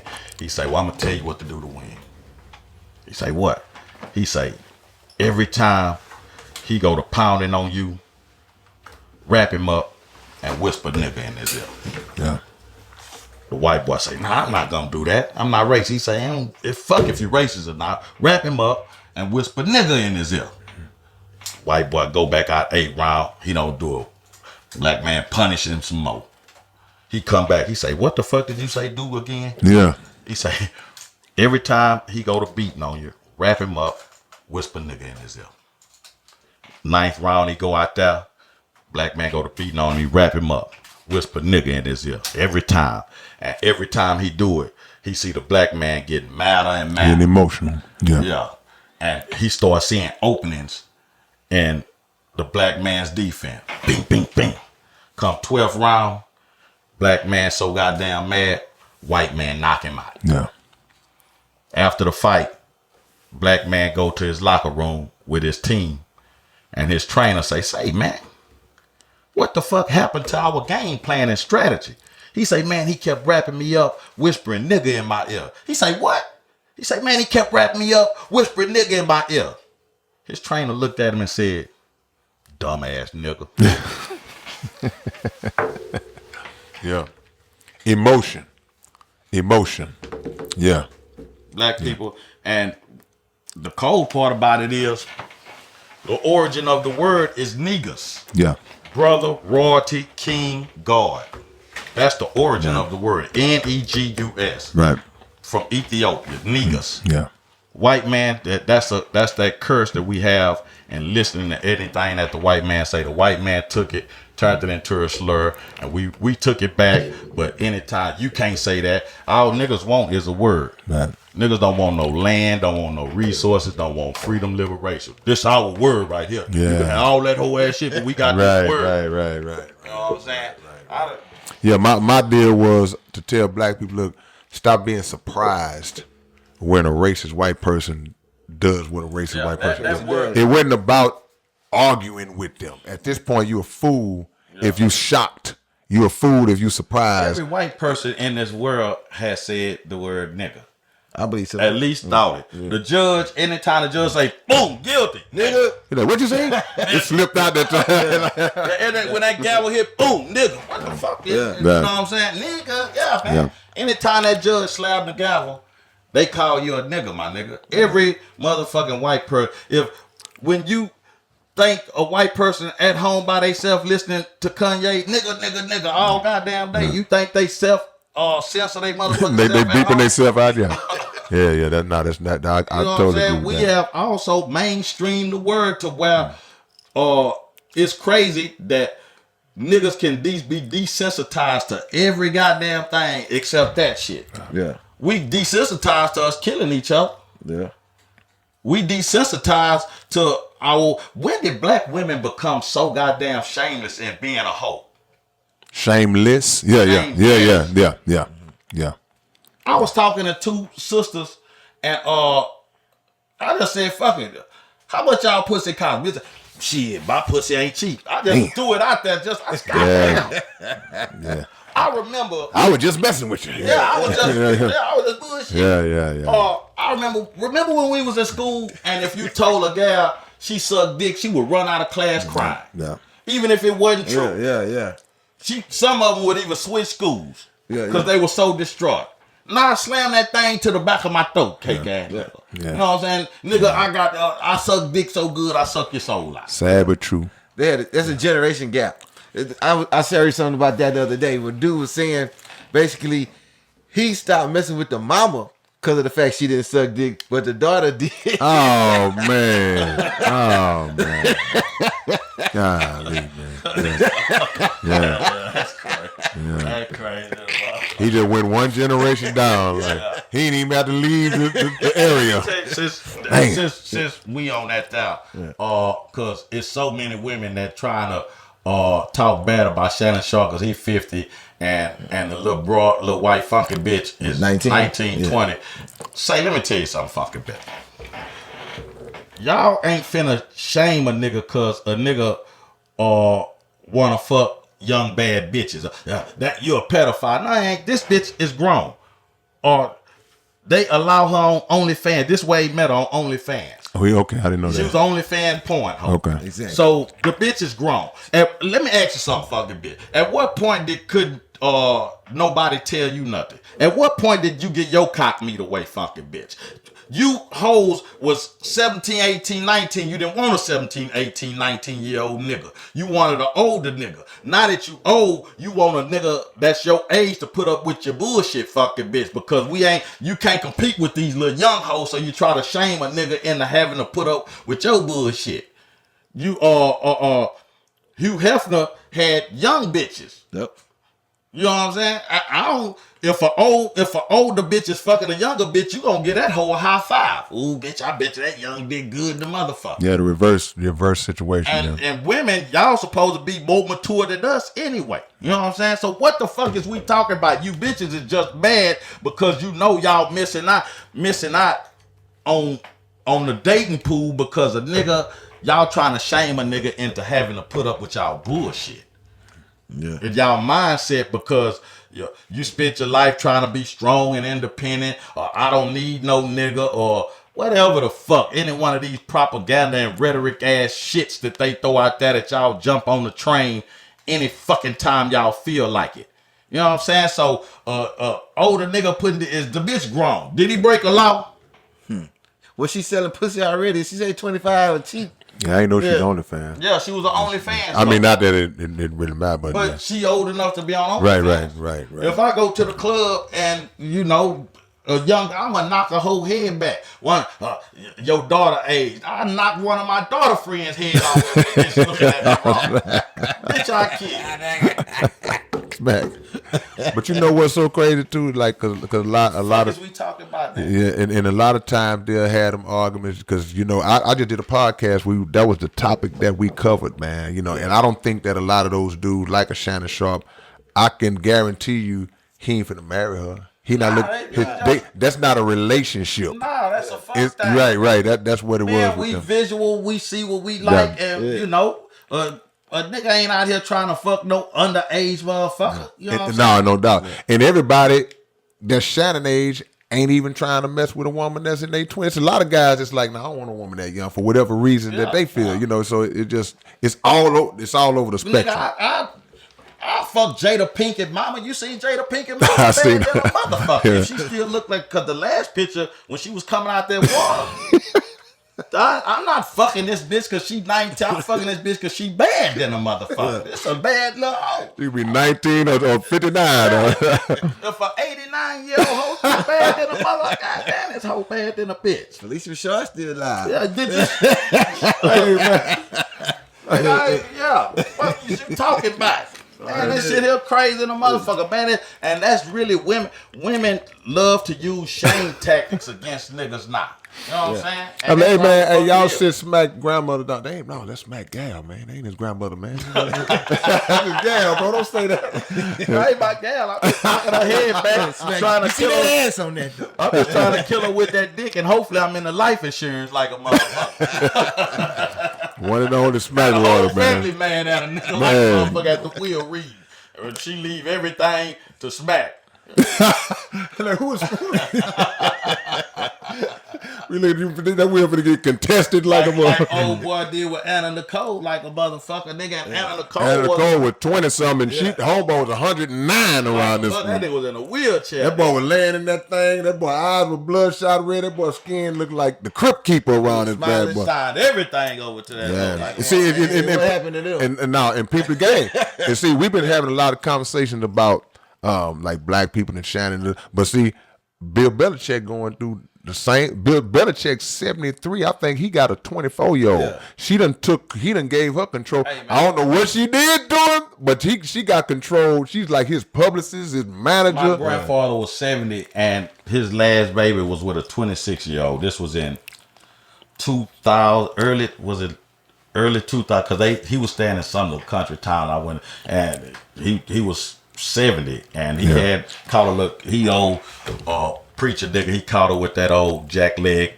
preacher ass Bible shit, and had her hypnotized because that nigga know the word backwards and forwards, and shot a baby up in her. Man, that My boy was, dad did the exact same thing before he passed. That boy was- He was 71. man. And I got a brother. Smack, you gonna be 72 years old at the graduation, boy. You better slow down. I made 50 this motherfucking year. Hey, welcome. Yeah. Well, sometimes, and I ain't gonna lie, sometimes baby fever hit me, then I get on an airplane and it'll be a baby on that motherfucker won't stop from crying. Won't stop crying. Fuck that shit. Yeah. Or you'll see one in the store, fuck that shit. But you know, I got one, I got a daughter, and Yeah. I know a lot of them, excuse me, they be like, damn, all you got is one? God, one crazy ass baby mama. That post-traumatic stress, that post-natal shit, I didn't believe in it until my baby mama, and she went through that shit real heavy and real hard. But at the time I was young, didn't know what the fuck it was. How to process and handle it. I didn't know what it was. I didn't know that, like, she really went through a chemical change, body, physically, mentally, everything was affected. Yeah.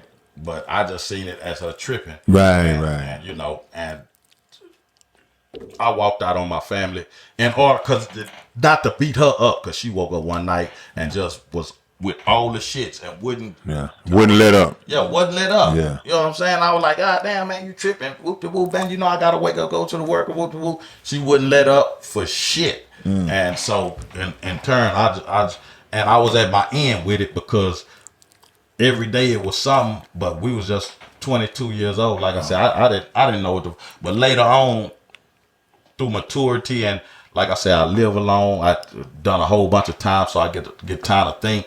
And I don't remember the exact moment when it hit that aha moment. I was like, damn, that's what the fuck it was. Yeah. But you know, this goes back to the education system. They teach us a whole bunch of bullshit. They don't teach us the shit that we need to know, like to really deal with life in a real way. They don't give us trade. They took all that shit out of school, but they don't give us lessons in life. Because like, if somebody would have taught me that, and I would have known earlier what I was dealing with, and teach tactics, and like, you know, this is at least let you know what it is to deal with, so that alone would give you a little more patience with it, because like, oh, this bitch just tripping it around. Like if a woman on a cycle, you kind of know why the hormones is raising. So you was in a situation where you was doing the family thing before that happened. I was a good nigga. So at the time when you decided that was enough, you didn't really want to leave her. You just felt like, I got to, you know. I was gonna run her motherfucking head through the wall. Yeah, you did right, huh? Yeah, I was to the point, because like I say, it was on some daily type shit. Every day it was just something different, and just crazy, just off balance ass shit, man. And I just out of nowhere. Yeah. One time she asked me just out of nowhere, which one of my homegirls you a fuck? And I said, man, go on with that bullshit, man. Don't ask me nothing like that. No, in front of my homegirls, you're a fuck. I said, man, go on, stop playing. Which one? I say, fucking Nicole. Fucking bitch. Then she said, well, I'm a caller. And she picked up, gave it to me. You know, sorry. So I say, well, fuck it. You want to play this game, fucking bitch? Which one of my homeboys you fuck? I fuck Jason. Yo, Jay. My baby mama say she want to give you a shot. So you can't tell Jay that. Because Jay on the phone like, what? Huh? Man, go on. What? She like, he ain't on the phone. I say, here. Hello? Jason, hello? Oh, you bitch ass. Oh, fucking bitch. Don't play with me, man. When I tell you I'm the realest motherfucking nigga you ever gonna meet in your life, man, that's through and through, man. And every bitch I ever like really fuck with, they all say that Smack, you ruined it for every other nigga, man. Yeah. Every man I look for you and him, and I can't find. No, you ain't gonna find, cause I ain't mad. You ain't gonna find, cause bitch, if I care about you, I really care about you. I care about you when you ain't around me. You know what I'm saying? Like I might not be thinking about you, but your spirit is still with me. And like one of my exes, she was interested in trying to transition from what she was doing to teaching. You know what I'm saying? And I seen an opportunity, and I was all on top of the motherfucker. You know what I'm saying? Like it was my ambition. Yeah. And I got everything needed. And shot it over to her. Cause we was standing together. She was like, damn, baby, you was like really thinking of me. And she was like, damn, nigga, you done all I gotta do is show the fuck up. I was like, yeah, that's all you gotta do, show up in the interview and, you know, but all the other process shit has been processed. Been done. You know what I'm saying? Yeah. She was like, damn, nigga, that's some different type shit. Nah, bitch, if I care about you, I care about you. Fuck it, bitch. It ain't no game, cause you are a reflection of me. Come on. Exactly. Yeah. Come on, it man. Show you doing better, but you know, if women see their accomplishments as theirs and theirs alone. And we so messed up as dudes that they haven't seen examples of somebody who really in their corner. Yeah. So so 4 or 5 dudes before you, 2 or 3 dudes or before no father, no examples. So you come along and be that example. It be a situation where you be the best dude. They can't even handle that. They going tripping on you. They can't even like, what's this different? It's a unicorn. It's like, and nah. Not just that. Now they looking at it like, bitch ass nigga, what you up to? What's the ulterior motive? But it just like good treatment don't even register with them because the last dude was slapping around. The last dude knocked off 2 or 3 of her friends. Nigga, the same motherfucker. We having an argument one time, man. We drive. I can't remember why we was driving to, but we having an argument like a motherfucker, man. And you know, I'm trying to, you know, calm the situation. I'm trying to diffuse the situation, and the more I try to diffuse the situation, you know, escalate. Yeah. So I just out of nowhere, I say, man, I say, if you could have the perfect relationship, never have a fight, never have an argument, always be happy. I wouldn't want that whole ass shit. I say, I need to leave this crazy bitch alone. Gotta go. Because she was so mad that the truth shot out her mouth without her even thinking about it. Right. She said, I wouldn't want that bitch ass shit. Right. I was like, this shit is fucking insane, man. They got something. When we got to the house, boy, we fucked like and that was the goal all along. That was the goal, the plan all along, man. And my uncle always say, she just needs some fucking. She just needs the shit fucked out of my Uncle Peter. She just needs the shit fucked out. Is that true, lady? Yeah, women do that crazy. Women do that crarazy shit. They start arguments just for that shit. Because it makes them feel like you really talking. And you fuck them hard. You bitch. You know, you discipline them. That's when you discipline fuck. Because every time we fight and we fuck, boy, I fuck hard, boy. I fuck hard. I'm talking about 2, 3. Because I'm trying, bitch. I'm you say 2, 3. I'm trying to kill it with that dick, and I'm taking out all that frustration. And I'm trying to show you. And this is what she did. That bitch come hard than a motherfucker. You know what I'm saying? Back to back to back. You know, and so and the repetition breeds lifestyle and culture. No doubt. So once you show a motherfucker, okay, you fucking her, but you fucking a regular 30 minutes. It's a good fuck. And she might have came, but nigga, it wasn't like last week and that's probably what she probably going through something, and that's what she need as a release. Yeah. So, but damn, this whole ass nigga ain't, and she don't just know how to tell you, baby, can you fuck me 2-3 hours like you did? Yeah. And because of this, bitch, 2-3 hours? Oh, hell no, bitch, I got shit to do. Right. So, okay, I know how to get it up out this whole ass nigga. You know what I'm saying? So that could be it. Yeah, you try to give somebody who done smoked some crack, weed ain't really gonna do nothing for them. Yeah. So you've been in the weed all the time, but she done hit that pipe before. She want that every time now. Yeah, it's probably not every time. It's just probably occasionally. Occasionally, or she going through somebody that pissed her off and she don't know. Yeah. So she try to, whatever. Who knows with a motherfucking female, man? They know. Yeah. Well, Smack, man, give them your information. Let them know. Okay, go ahead. Talk about the movie real quick. Oh, yeah, okay. Yeah, let us get it. Because you said 4 movies, as a matter of fact. Well, the Double Cut. Double Cut with Slim Thug, Propane, Zero, Boss of George, Killer Corleone, Terry Gross with Jeff Shelley, Lil Darryl. It's a roster there. Zero, Kayla G, it's stopped, man. Who put that together? Who's the writer and producer? Dre and Slim Thug. Okay, cool. Dre, if y'all know Thugger, y'all know who Dre is, Boss Life Dre. And the movie is phenomenal. It's done already? Yeah, it's done. Okay, cool. It's an H-Town Friday.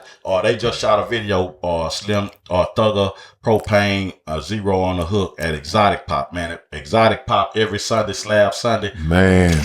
It's the new Homestead and MLK. And they shot a video, and I was fucking with them in the video. I done a skit. I said, man, this motherfucker here gonna be the detox of movies because he keep pushing the motherfucker back. Yeah. And they went in and reconfigured some of the music in the movie because of whatever they heard or whatever Slim conceptualized. But it's a Boss Life production, which is Slim Thugs. So he did all the writing and all that. Well, I don't know. Improv. I don't know. They allowed me to come in. Okay, and just improv off the dome. Conceptualize. I wrote it in my head. Gotcha. You know what I'm saying?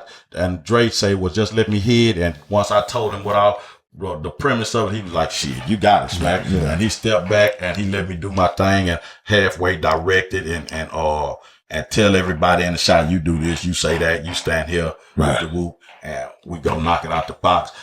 As far as the other shit, I don't know, because I was just there for my day or so. Yeah, might have been a little at another spot, but you don't know. Yeah. But I do know that originally I heard Dre, was it on him? But he said Slim conceptualized the idea and came to him and said he wanted to do this. And, so I don't know how much was scripted and how much, with motherfuckers like Terry Grossman and that's going to be some off the dome. Yeah. Let them rip. Yeah. And I'm pretty sure you could Slim because they was playing characters that was kind of in the wheelhouse and in the pocket of shit that they didn't grew up around, streets, not just really, because it's not really even a hardcore street drug movie. Okay. Yeah. Even though it's about syrup, but it's really not like. So it's serious. It ain't comedy. Nah, it's comedy with drama. Okay, I got you. Dramedy, yeah. Even Slim and Propane got some jokes off and got some moments off like a motherfucker, some funny moments off. And Kiki was a little more straightforward. About Rico, he was in that Rico, when they was pistol whooping Rico. That shit was funny. It got some great fucking moments, and if I'm to be totally honest about it, it turned out way better than I was expecting it to. Like I went to the premiere in Dallas, and they had a premiere in Houston. I don't know if they done the one in San Antonio yet, but both of them. The reception was great. That's like it was good. Standing ovation and the energy and it was real. It wasn't just people clapping because it's them. Yeah. Afterward, because what I gauged it by after the movie and I'm looking at the interactions and the energy after the movie, and nobody left immediately. Yeah. You know they bathed in the ambiance. They stay in the essence of it. Yeah. They talked and laughed and it carried over into after the movie. So I was like, okay, so it is because my genuine response was like, man, this motherfucker really is. That's good. Man, I'm a hardcore critic. I'm glad to hear that. Yeah, man. I'm a hardcore critic, and the movie is actually good. I'm not gonna say it's Denzel Training Day. Yeah, well, you know, we ain't working with them kind of budgets and stuff like that. We doing what we can with what we got. Because I rarely read comments, but in certain instances, I read comments, and that was one of the instances. And you know, you could tell it's gonna be trash. People are so hateful. This internet, it's a gift and a curse, but people really like when you are online and you're experiencing negativity and hatred and all of this here.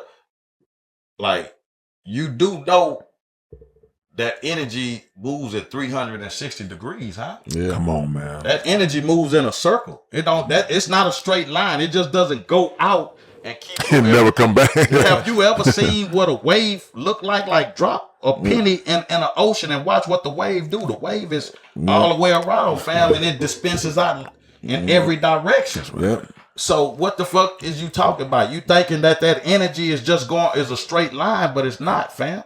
That energy is a full circle, and it's gonna come back and slap you in your face, cake ass nigga. Yeah, because it's something you're gonna try to do one day. Yeah. One day you're gonna try to set out. Let me do something. You're gonna feel that, man. Yeah. We look for the downside of it, because that's something people that they want it to be trash. Yeah. They want it to fail, or your dream didn't come to be, or you know, and you got to.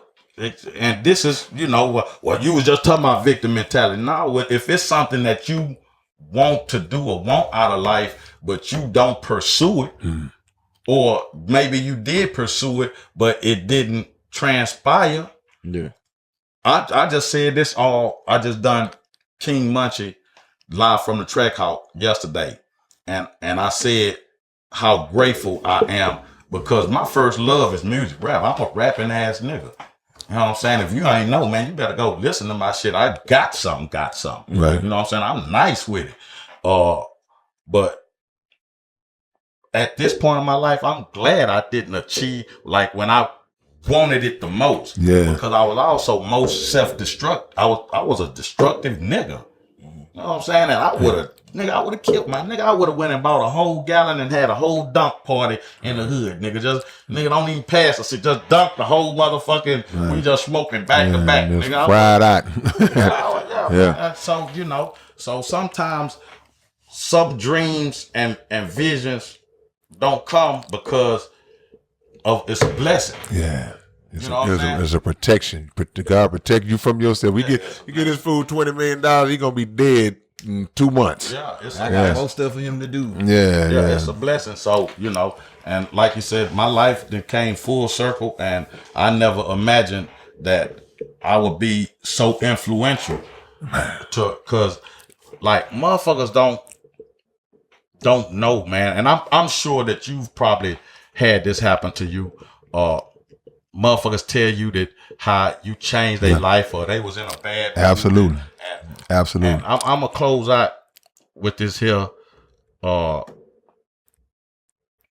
This was cause see a lot of motherfuckers don't know. I've been doing this shit 11 years. I'm pre-COVID. I've been hot pre-COVID. All these other niggas is Johnny come latelys. I birthed all these niggas. I was the very first motherfucker talking unadulterated, unfiltered, real shit online.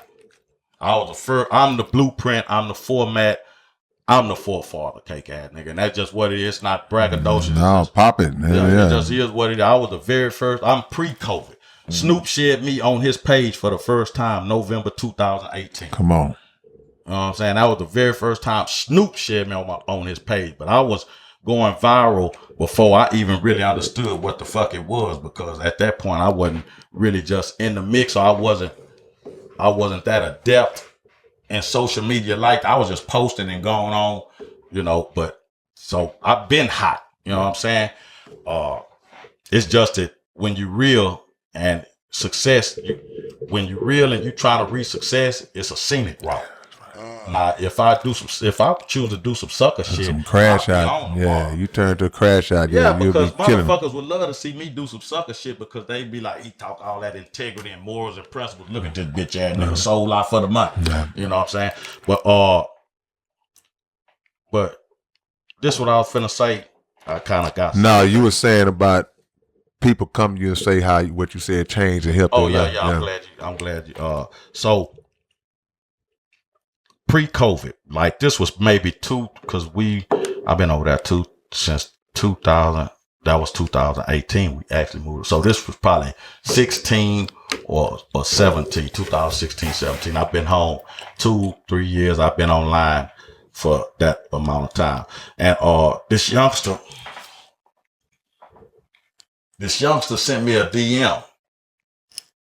And it was a long, and I usually don't read, like I said, I don't read comments. A lot of DMs I don't get. And this nigga wrote me a long ass fucking, it was long.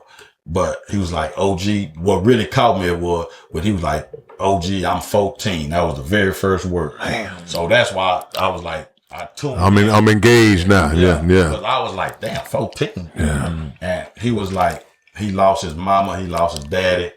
And he was saying that he was depressed, and he was like, he telling me a life story, you know, sucking me in, telling me some real intimate shit. You know what I'm saying? Mm-hmm. And then he said, man, I was finna kill myself. Yeah. Mm-hmm. And he said, for some reason, I just picked up my phone, and the first thing on that was you. And he said, man, I just laughed and laughed and laughed. Yeah. He said, I laughed so hard that I forgot. About everything. Nigga, I'm sitting on my porch crying. Crying. And my pops, because me and my pops stayed together, and he walked, bitch ass nigga, you out here crying about whole ass nigga. And I just done the phone. I didn't even look because everybody know I used to be on the yellow porch, black chair, and I just done like this here. And he read, he was like, damn, nigga. He said, I understand, my nigga. And went back in the house. So I was like, damn, nigga, you really changing lives and touching people. We don't know until we know.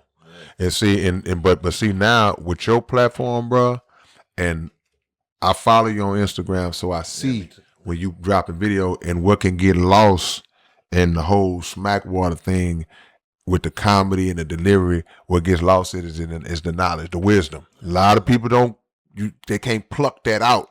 So the way you feed it makes it more acceptable, palatable for people. That's like, because if somebody else do it, they could say the same thing you saying, but they boring with it or they preachy with it. They don't have the get us back. They don't have a personality. So the thing is, and you tell me if I'm wrong, but it struck you because of you might not even been thinking that was your intention going in to be that impactful. You know what I'm saying? Not at all. That shit, that was just something I was doing to keep from going down on the block because I just came home from parole. Came home from the pen. I had 6 more years left. I left on parole, and I know I was trying to stay off of that block as much as possible because I know the more and more I'm down now, the easier it is for me to engage. But the nigga was also down now getting it in. So if I'm down now, even not doing nothing, and the laws decide to jump out, and they just grab cause one of the stipulations of parole is you can't be around criminal none of that. And I told the very first time I got out the penitentiary, and she read that shit. I was like, I say, you do know I stay in Acres home. I say, as soon as I walk outside, I violated parole. Yeah. Right. You know what I'm saying? Like this, the community I stay in is a violation. The fuck is we talking? Look how the loopholes and the shit that they got. Like they could actually violate you just because cutting his grass and went back to the penitentiary because of the neighborhood. If they truly just wanted to, because your neighbor could be a felon. Yeah. He done came over to borrow some butter, and bam, you going back? Anything. So these people structure laws and society in a way where they could manipulate it, use it, or just do whatever the fuck they want to do to you or anybody else at any time that they choose to put you back in that system. And we don't have the power, we don't have any kind of power to say otherwise or to dispute it or any fucking thing. You might be able to go through the situation and through the system and come out on the other side, or you might not. It's just a toss up. And like I said, I am victim, bitch ass nigga. Yeah, don't y'all forget it. Let me ask you this, and we can head out of that. Was it a plan for you when you was independent to come out and turn into a social? I see a lot of people doing that now. I just sat there and told I was just doing some shit, man. I just started doing some shit. I was just, it took me the longest to even, my partners them was telling me, because I wasn't even moving around and doing nothing. I was really just at the house, work, at the house on the porch, and just filming whole ass video. I really wasn't doing a lot. So, and my partner be telling me all the time, nigga. I'm like, I'm trying to hear that whole ass shit. And then once I really started getting in the mix, and I was like, God damn, what the fuck? And motherfuckers see me and losing their mind. And what the fuck is wrong with you niggas? You know what I'm saying? And you still you in your mind. You're like, nah, that's smart. And niggas running up on me, and I'm getting aggressive.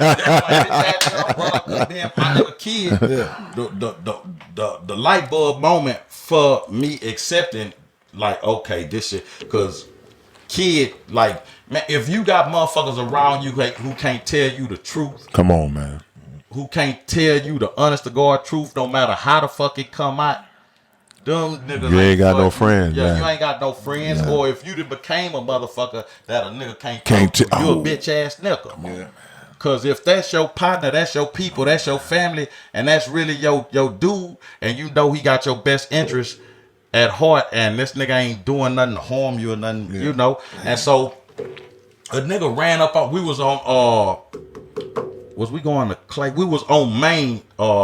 It was a club that used to be on the corner of Clay, and I think it was an event, but we missed it or some shit, and because it ended up being closed, and I think Clay was open or some shit, but we walking the club. I can't remember what the fuck that club was. Right down the corner of Clay. Clay is not called Level or Encore. Now it's called Encore, and so whatever it was we was trying to go to, we missed it or whatever the fuck. So we leaving and we walking down the sidewalk, and at first the nigga, him and his partner, walked past us, and we just nodded, and I nodded, and we all kept walking, and the niggas, it was an afterthought, you know what I'm saying? The nigga was like, Smackwater, and it made me turn, cause I'm like, who's this nigga? And when I turned, he was like, damn, that is Smackwater. And the nigga just, and when he ran, I was like, bitch ass nigga. Because I instantly know, nigga, I don't know you. Right. You know what I'm saying? But I'm not even in this here. In that mode. I'm in, nigga, And so, and when I was like, bitch ass nigga, don't run up on me like that, whole ass nigga. And, I'm like really like on some fighting shit. And the nigga like, he disheartened. He fucked up. I'm a fan. You done crushed my spirit. I'm gonna take my Smackwater post out the wall when I get to the eye. He probably went, man, smack a whole ass. Somebody be like, man, that nigga smack a real nigga. Man, fuck that whole ass nigga. And I, because and that nigga kid, he was like, man, smack, you a whole ass nigga for that. He say, man, that's a fucking fan. I say, nigga, I don't give a fuck. He was like, no, my nigga, that nigga don't pose. And he went into a hole and he got his shit off for about 2-3 minutes or however long, and I sat there and accepted it, and and that's when I was like, okay, well, I need to. You different now, you're in a different lane. You view differently by different people. You still you to you. But now kid, that it was me, Kid, and Cornell. We was a guy. I never forget that, man, because up to that point, I really was like, nigga, fuck that shit, nigga. I ain't with the whoop. And he was like, nah, nigga, you ain't that nigga. You ain't a whole different. Cause my whole thing was to be a rap star, and it didn't pan out that way. You know what I'm saying? We never know what the journey gonna lead to, man. But I'm working on a new album as well, Love. It's a 4-album project. It's called, the name of the albums together collectively is Loved, Hated, Feared, and Respected. And I'm working on the first album, the Love album. Yeah. And each song gonna have 10 songs on it. It's gonna be 4 albums all together. That's gonna be Love dope. album. is coming out. I'm trying to finish it up. Shout out to D-Bots and Lord Jamar. Shout out to man, him was on. That's my dude, man. Lord Jamar, real dude. I like you said, he sent me. Dang, man. For y'all that don't know, man, Lord Jamar is a dope ass producer, man. Oh, I didn't know he produced. I know the brand Nubian. The first show, whatever the first beat to come on his show is hard. Man, he got a motherfucking Spider-Man beat. He would not. This a bad mother. I told he used a Spider-Man. Right. Spider-Man from the old. Yeah. Took that motherfucking chop that. Freaked it out, yeah. I said, ooh, nigga. I said, man, let me have it. He's like, nah.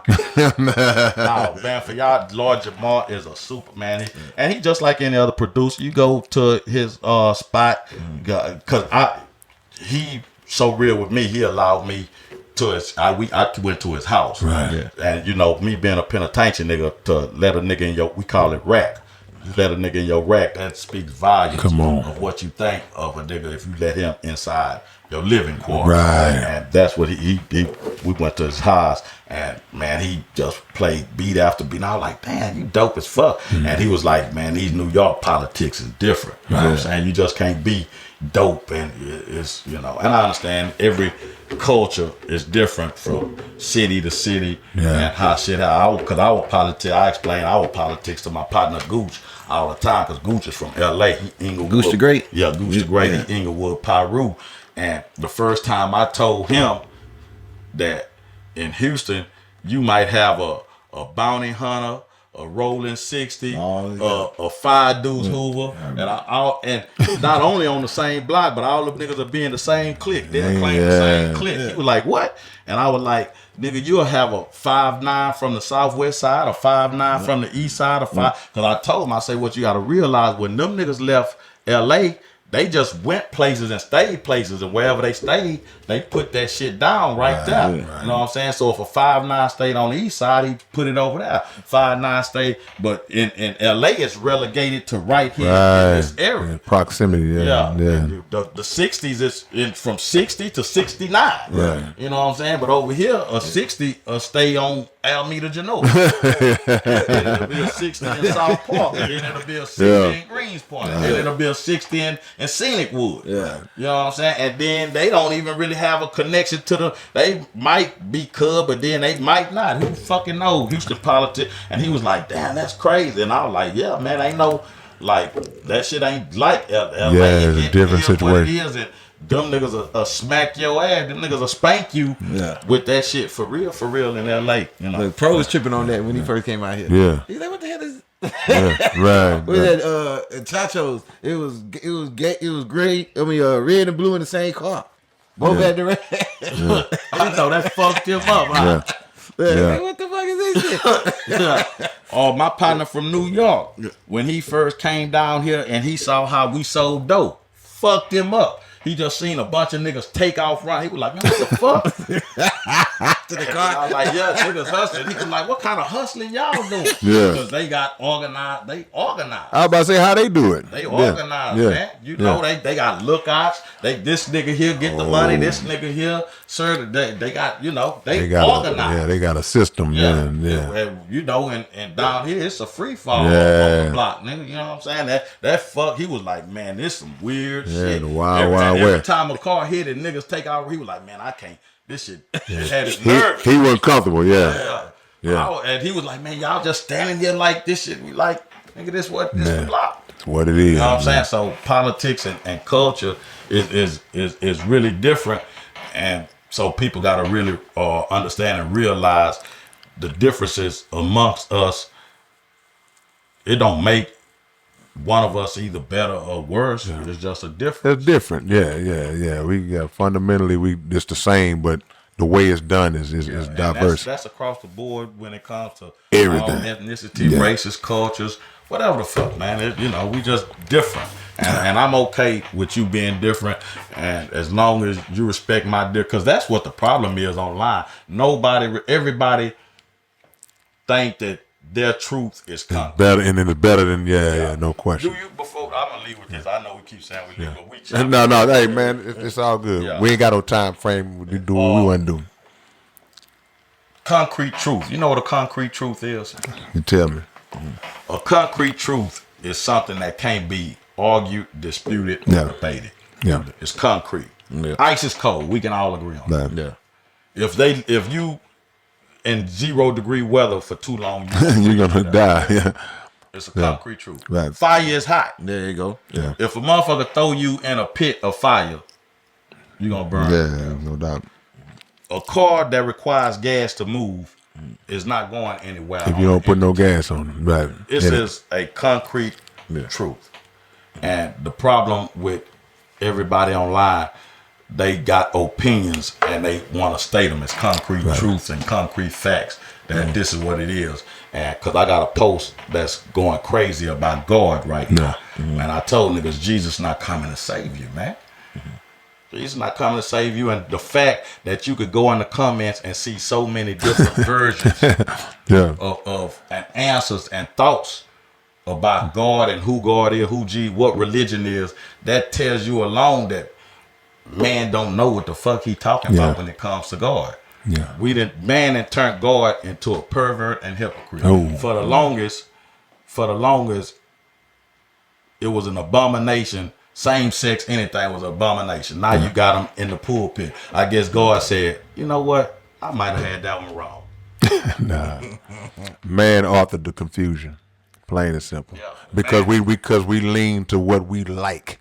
So I'm gonna find a way to make snorting cocaine be good if that's what I like, even though my position dictates that I shouldn't be promoting that. So it's all these everybody in the comments always got in the comments on this is before we even got to this point. It's gonna be yeah. You know, we didn't went in. You know, it's like but it's gonna be so. And if they stick around and when they get to this part, But we'll clip. Don't go to deleting the comments. My bitch ass nigga. Yeah, don't delete it, cake ass nigga. How you see me? But we gonna clip it anyway. We gonna clip everything anyway, so it's all good. I'm just saying, motherfuckers. Right. Now the light bulb when I'm like, damn, what I say it ain't, man, because it's so many different versions of the truth. And I think the biggest problem we have is that a lot of times we scared to address somebody who got a different opinion than us, for whatever reason, because it could be reasons of I was raised like this all my life, and if you say something that kind of opposes what I've been raised in, it shakes my foundation. Or it could be like you said, my truth is better than yours, it's undisputed. I ain't trying to argue. It is what it, even if you can't found it on nothing. And so all these different things come to a melting pot where now we going at it, or some people just, I'm avoid it altogether. I don't even want to talk about it. So it's like until we could sit down, because I'm not scared of anybody that disagrees with me. It's not a problem for me. It's like, okay, well, that's cool. I want to understand why you think. If you're an atheist, I want to understand, because one thing, this my daddy taught me real quick. He taught me, because when he worked at Harris County with the juveniles, he would talk to young cats that would say, man, I don't believe in God. And his first thought was, well, man, you crazy. Why you don't believe in God? But when they told him their backstory, when they told him all the way they grew up and all the things that happened to them, it's understandable why they would say it can't be a God for all the stuff that I done had to go through. There's no way, because where was he at? Yeah, and I didn't deserve it. I didn't deserve that. So circumstantial situations make you understand. Even if I still don't agree, I understand why you think the way you think. So, in my eyesight, life is a Basquiat painting. And when you look at a Basquiat, us three in the room, you look at the Basquiat and you said, man, his color scheme just jumps off the canvas. And you be like, no, how he used words all over the canvas, man, that's just genius. And I'd be like, now how he basically seem like he's trying to destroy the painting at the same time. Yeah. Perspective. Yeah. Because life shows all of us different things. We all walk different paths. Life shows us different things that makes certain things relevant to us or irrelevant to us, make certain things stand out, make certain for us to feel like, well, that's not as important, or this is what we should focus on, or this is the way we should go, or this is the way, because these things. Life is an accumulation of everything you've experienced. Experiences, yeah, that's right. I'm talking about even shit that you didn't know you experienced, shit you overlooked, shit that really cut deep, Right. shit you ignored. All that shit there is a part of you. Yeah. Even though you didn't see it or didn't know it or ignored it. Yeah. It's a part of you. Or you didn't even feel the immediate impact of it. So Yeah. it might some certain stuff be time release. Yeah. It'll hit you 4, 5, 10 years later or Something that somebody done to you and you wasn't even around, or opportunity denied because you wasn't in the room and somebody spoke down on you. Yep. And you in a situation now, and you never knew why it didn't happen for you. Yeah, somebody put a word in one way or the other. Why Yeah. somebody is acting towards you how they're acting. Yeah. Somebody else could have misrepresented you to that person that they was the real Like all villain. this, and It's so much stuff. and you and it's a lot. And and one of the biggest flaws we have as human is a lot of us don't have time to process this type of information and think about it. Some of us can't process this information. You know what I'm saying? Some of us don't know that we need to. Some of us don't know that we need to. Yeah. Some of us are busy blindly following instead of focusing on ourselves and trying to see where we need to get better, what the issue is with us, and we relying on outside forces to fix problems that are solely ours. Right. You know what I'm saying? People want to use God and the devil as a crutch and as an excuse. Everything is God and the devil. No, sometimes Most of the time it's us. Yeah. Because I'm a believer in free will, that God gave us free will. So that situation, I can go steal something. I can die tomorrow if I want to. I can say, let me stand on top of 610 and dive head first and let one of you call. So everything is based on your choices and your decisions. So, Smackwater on everything, right? Glad y'all. I'm not glad, but I hope y'all enjoy. Because it was maybe heavy. Yeah. No, this how we look, man. No, I'm not saying I know you okay with it, but I know when people see me and click on certain. That's their problem. Yeah, they problem. The bottom line is this is the Underground Dialogue podcast. So some conversations is straight out, some are uncomfortable, and some are gonna be that the viewers that y'all gonna look at, and it's not gonna digest right, but eat it anyway. Sometimes, you know what I'm saying? Sometimes I'm lighthearted and foolish and playful. And I didn't know. I don't come in with any kind of. Sometimes I have some shit I want to talk about, but I don't come in with any like I'm gonna just be. Yeah. However, it's everything gonna be real. We let it go. We let it go where it go. Real, genuine, and authentic. And but that's for those who that just tune in for foolishness and tomfoolery and think everything is high because it's not. It wasn't a purposeful thing, that it wasn't as lighthearted as some. Man, look, we gonna have fun. But we live in a time now, man. We got to be sober. Right. And it was fun for me, but education at the same time. I learned from all our guests that come on here. But at the same time, we living in a time, man, where have fun. Don't turn into a stone figure, but you got to be sobered up by what's going on in this world if you want to have any chances to make it through, man. So it is what it is. We appreciate the great Smackwater coming through, man. We look forward to chopping up again. Hopefully. He gonna always be a regular. Yeah. Hopefully they ain't fuck this interview up like the last one. We got the lost tape. Man, we got lost tapes. I told Smack we got all his camera work, we got all mine. It's the K camera that didn't work out. Amen. So we can't put it together without K in it. But we done had some situated technical difficulty. Yeah, but I've seen one before. It was just straight. I was like, what the fuck? I already went. But y'all put it up with just a still shot. Okay, yeah, you're right. Okay, yeah. We this a process, man. But we here, man. We got our mobile game together, man. We on point. Ready. But man, y'all appreciate y'all for tuning in and thank y'all every Wednesday night, 9 p.m. Central, man. Underground Dialogue Podcast airs. So the great Smackwater once again, man. Y'all follow him on everything. Cake ass nigga. And we got a cake ass nigga. We definitely couldn't get by without one of them, man.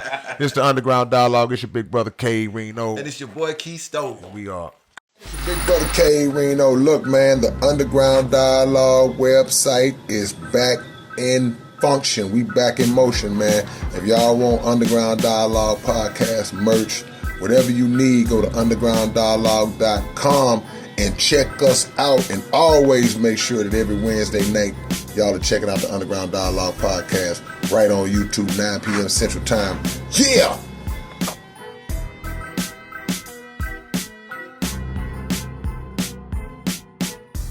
What's up, man? It's your big brother K-Rino, and check this out, man. The Underground Dialogue podcast is offering advertising opportunities, man. You can promote your business, you can promote your video, your song, whatever it is that you have, man. Reach out to us if you're interested in promoting on the Underground Dialogue podcast. All you got to do is email us at undergrounddialoguepodcast@gmail.com. Get it. What up, man? It's your big brother K-Rino. I'm proud to announce that I'm a new brand ambassador to this new brand of clothing and shoes called Volas. Y'all make sure that y'all support this. It's already available. Houston-based company, straight out the A's. Look at the quality of the packaging itself. We ain't even got to the shoes yet, man. And this is just one pair of shoes, one design. They got all kinds of dope designs of shoes that you guys can choose from. Go to volas.biz and find your order, find what you want. Wide selection to choose from, male and female items, and I'm proud to be a part of it, man. Community workers, versatile products, Volas, manufactured in Italy. Look at the quality of this box, man. Y'all don't know what it is, man. Catch y'all later on.